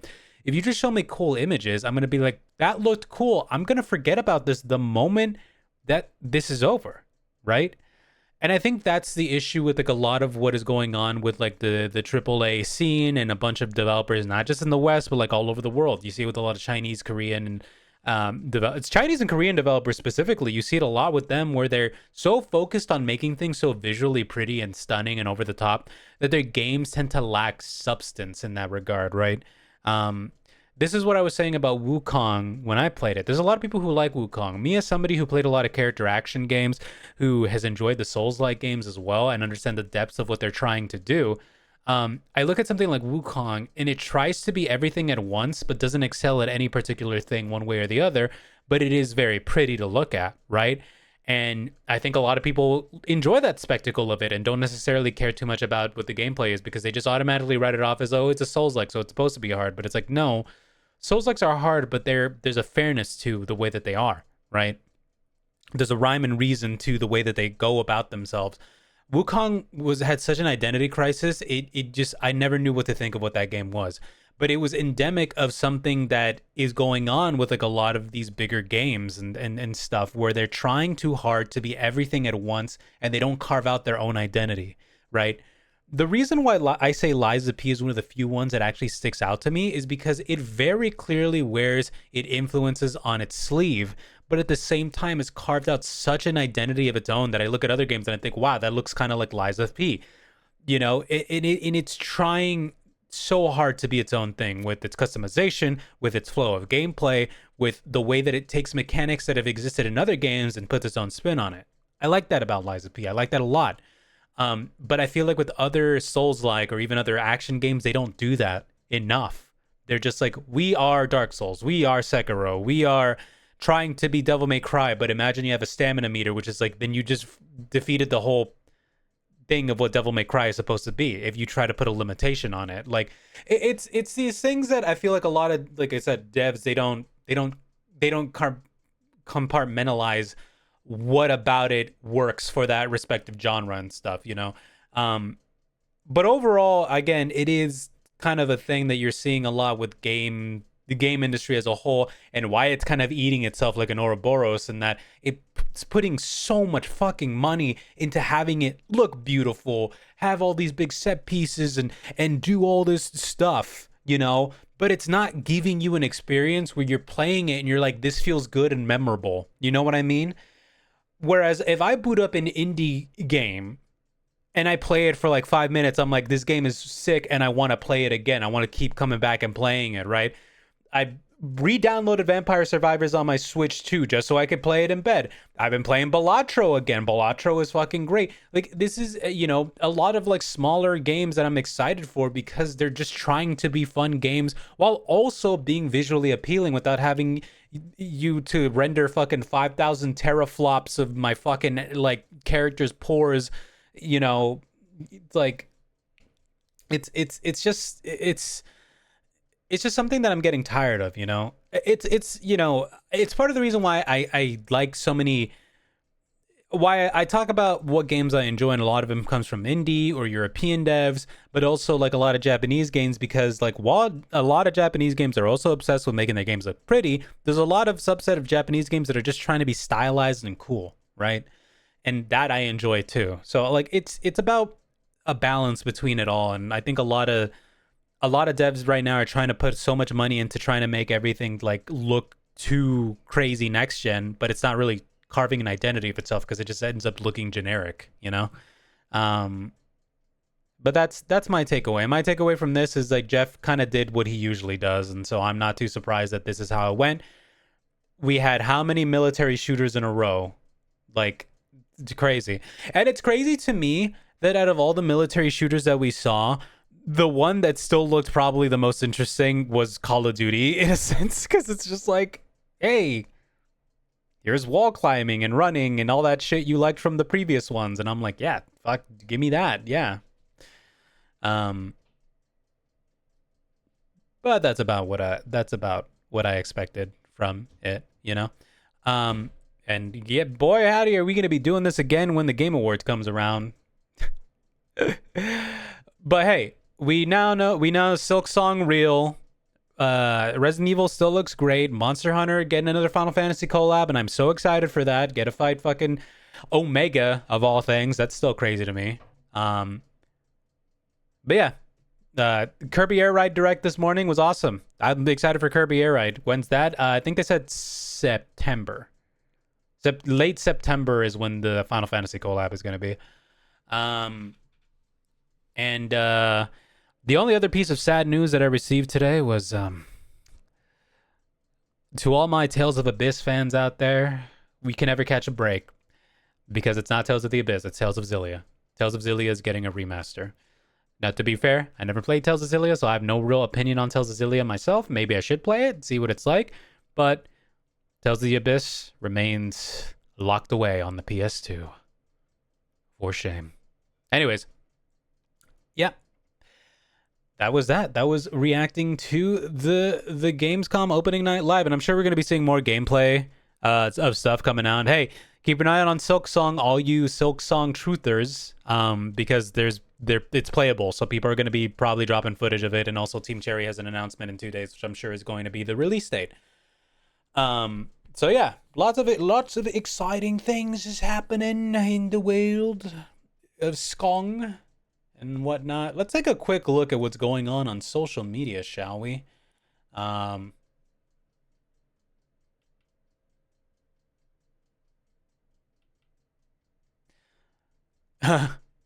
biggest pop-ups, Bubsy 4. Shadow drop in 2 days would be funny. There is no way they're gonna shadow drop it in fucking 2 days. You're out of your mind.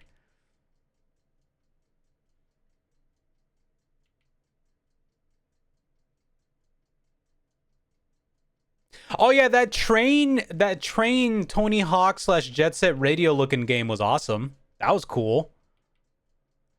Sekiro anime. Ninja Gaiden 4 still looks great. There was a lot of cool stuff. Don't get me wrong. There was a lot of cool stuff in there, but just, you know, yeah.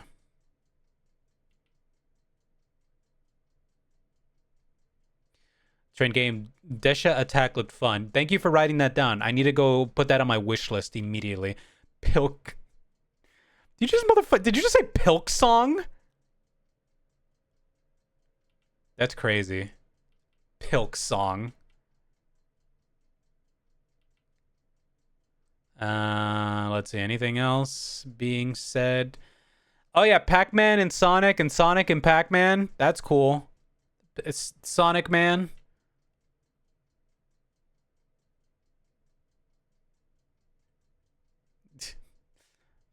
Silk Pilk. I hate it.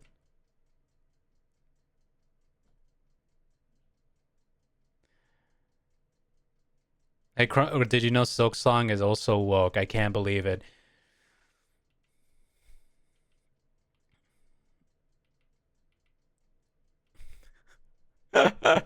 Chat, is your streamer too woke?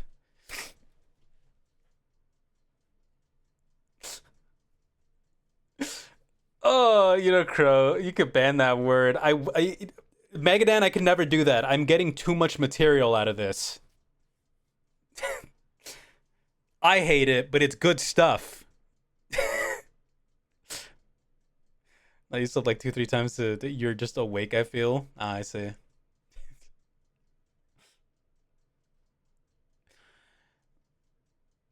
Nah, it's fine. It's funny. You know, it's funny because look, we all know how things are right now. People are being fucking people are weirdos and they're grifting online for, you know, like they're trying to the funny thing is that they're trying to appeal to like the lowest common denominator of people out there, and I'm just like, dude, the audience you're trying to appeal to is like the one that's gonna like fucking eat you alive the most. So it's like you're constantly walking on eggshells. Like, you know, what is the point? It's like, yeah, I'm gonna get like a couple of bucks like from them right now, but it's like, you know, I don't know. It's so stupid. I could go on a whole fucking like rant about all that stuff, but I'm not going to, because, you know, I'm in my corner. I do what I do, and I think people should just be fucking respectful of other people and chill and, like, you know, don't be racist, don't be sexist, don't be transphobic, homophobic, or any of that stuff. Like, it's very easy to go about your day and not be those things. I wake up every morning and I'm just not one of those things. Like, isn't it crazy? Isn't it crazy how you could just wake up in the morning and just not care? Like just let people live their lives? Like, it's like you're going out of your way to be this way. Like, it's insane. Anyways, your woke streamer is getting woke again. But you wake up, you say.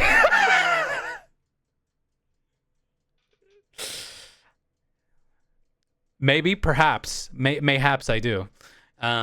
Anyways. Dude, I can't believe they announced Darkstalkers 5 live on Gamescom. Who said Gamescom earlier? They did? Yes, Jabber, you were blinking when it happened.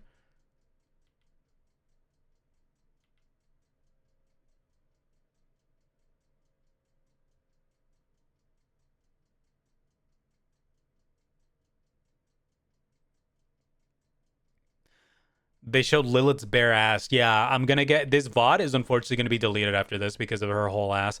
Isn't it kind of insane that in the 3D mascot platformer like Mirage, Rayman dead, Crash Bandicoot dead, Spyro dead, fucking Klonoa in the waiting room, Bubsy alive, thriving even. What a fucked up world we live in.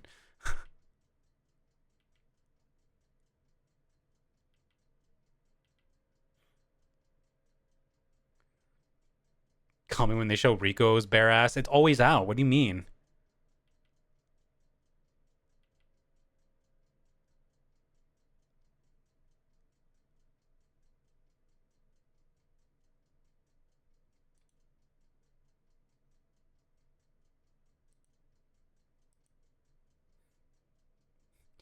The way the Klonoa games that were JP only and we'll just never see them ever. I wouldn't say that. They did recently remaster some of the other ones, so. You know, Klonoa not dead. Klonoa is still out there. Didn't the remaster literally come out last year? Don't look at what Mega Man is up to. Oh yeah, Mega Man dead. No, Mega Man's corpse. They're weekend at Bernie's Mega Man's corpse. They're just pirating it right now. Pirating? Puppeteering it.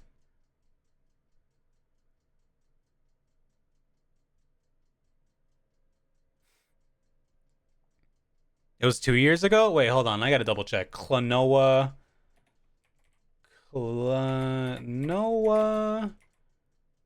remake? Remaster? Remake? Was it both of them?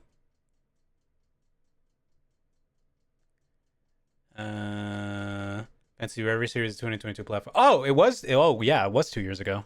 Shit. Mobby.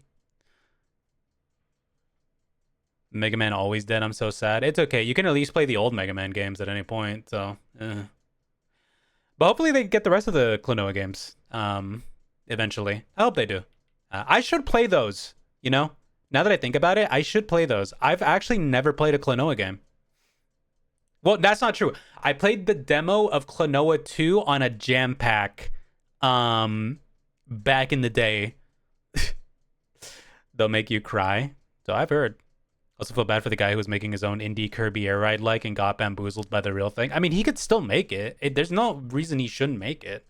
But, you know.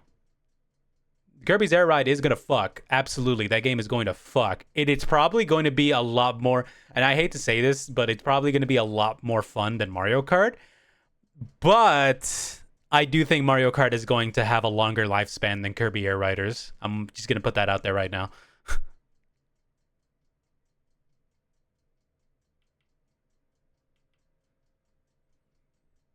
His competition is now Kirby. Yeah, but here's the thing. To play Kirby Air Riders, you need to buy a Switch too. So if you can release not Kirby Air Riders for everything else that isn't the Switch 2, that's still good, you know?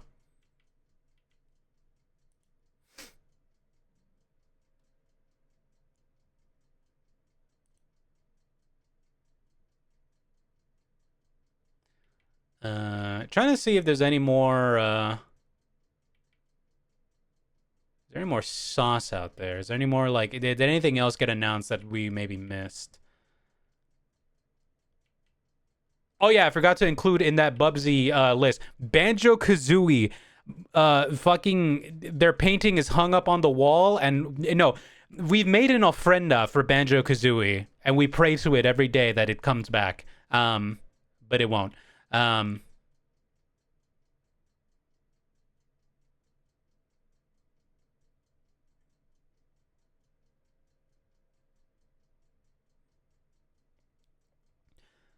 Well, my game is going to cost far less than 70x. Also, I'm going to be a Starman main in that game. I'm only going to play Starman.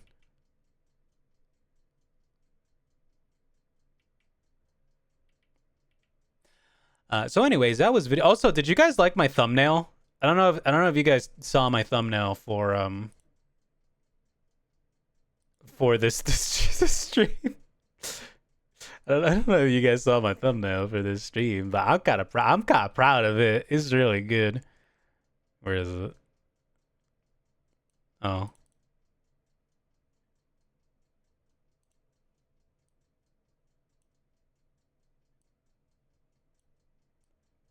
This this is my thumbnail for the stream.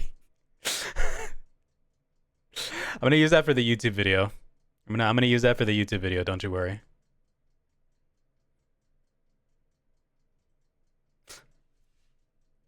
But yeah, all in all, that is my thoughts on that is my thoughts on Gamescom opening night live. I do think that Jeff, I feel like Jeff genuinely in his heart believes that these are very interesting things that he's showing off. But you also have to keep in mind, and this is something that I always remind people of, he's not just trying to appeal to, like, you know, hardcore video game people with niche interests. He's trying to appeal to everyone. And when you try to appeal to everyone, you're gonna miss a lot of marks a lot of the time. When you make something for just like a general audience, you know, it is going to be how it is, you know. I do think that Jeff does have some interesting picks, but I think what he ultimately enjoys more is not what other people enjoy, you know. And normally the things that he's maybe flippant or dismissive about are the things that people really, really like from his shows. You know, I give kudos to Jeff for doing this and being one of the only people out there who is actually putting together these big. Because here's the thing: at the end of the day, you can joke about it and you could be like, oh, this and commercialism and all that stuff. But at the end of the day, Jeff is still one of the only people out there who is giving a platform to game developers to actually talk about their games still in the wake of E3 just being gone. And like, you know, and developers do their directs and all that stuff. But I think putting it on a stage like this where you have a bunch of eyes on it and stuff, it does make for something, you know, that more people are going to see than just your casual direct or something, especially because like a lot of directs from games are usually done at like fucking crazy ass hours where people are not able to like actually tune in for them. But that is, all in all, I think for me, that is something that I can at least give respect to that Jeff does, is that he at least still is doing, like, he is still trying to put video games out in the forefront and giving people a chance to just talk about them and not being afraid of it. He, like, look, the craziest thing is he let that guy just straight up talk about how like things are not great right now and how we have to fight Nazism. Like, hey, kudos to you, Jeff. You let that guy say that. Like, you know, there was no fence sitting on that. That was like that was a message, you know, and like it's something that needs to be said on a big platform as well. So, you know, Jeff's beholden to his overlords and will get his eyes on the show. I get why he has that hype certain things. Yeah. Yeah, they didn't shoot that guy on stage for saying that. Yeah, so. But it is also a thing of like, yeah, there is legit criticism that you can give to Jeff and the show and the way that they kind of commercialize everything. And it's like, it is what it is. At least this one had less ads in it compared to the Game Awards, because the Game Awards usually has a shit ton of ads in it, and I can't wait for that. But anyways, I think that is it. That is it for Gamescom opening night live. Nice stream, nice long stream, nice reacting, and nice yapping. I'm glad you guys joined me on this.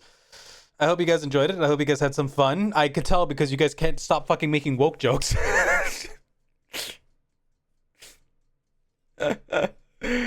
Also, I'm glad that you guys are enjoying the new emotes. That Tachyon emote is getting more mileage than I thought it was going to get, but hey, it's great. But thank you so much, everybody, for stopping by. That's going to be my only stream for today. I'm going to be back on Thursday with more stream. I'm going to be... I don't know what I'm doing on Thursday yet, but I'll let you guys know. I am going to stream on Thursday. Either fighting games or art. It might be one of those. But thank you so much, everybody, for stopping by, and thank you for all the people who rated and followed during the stream. I really appreciate it. Hey, if you like this, if you had fun during this watch along, and you want to see more of this, you want to see more of my art, leave a follow, all that stuff. That helps out. Yeah.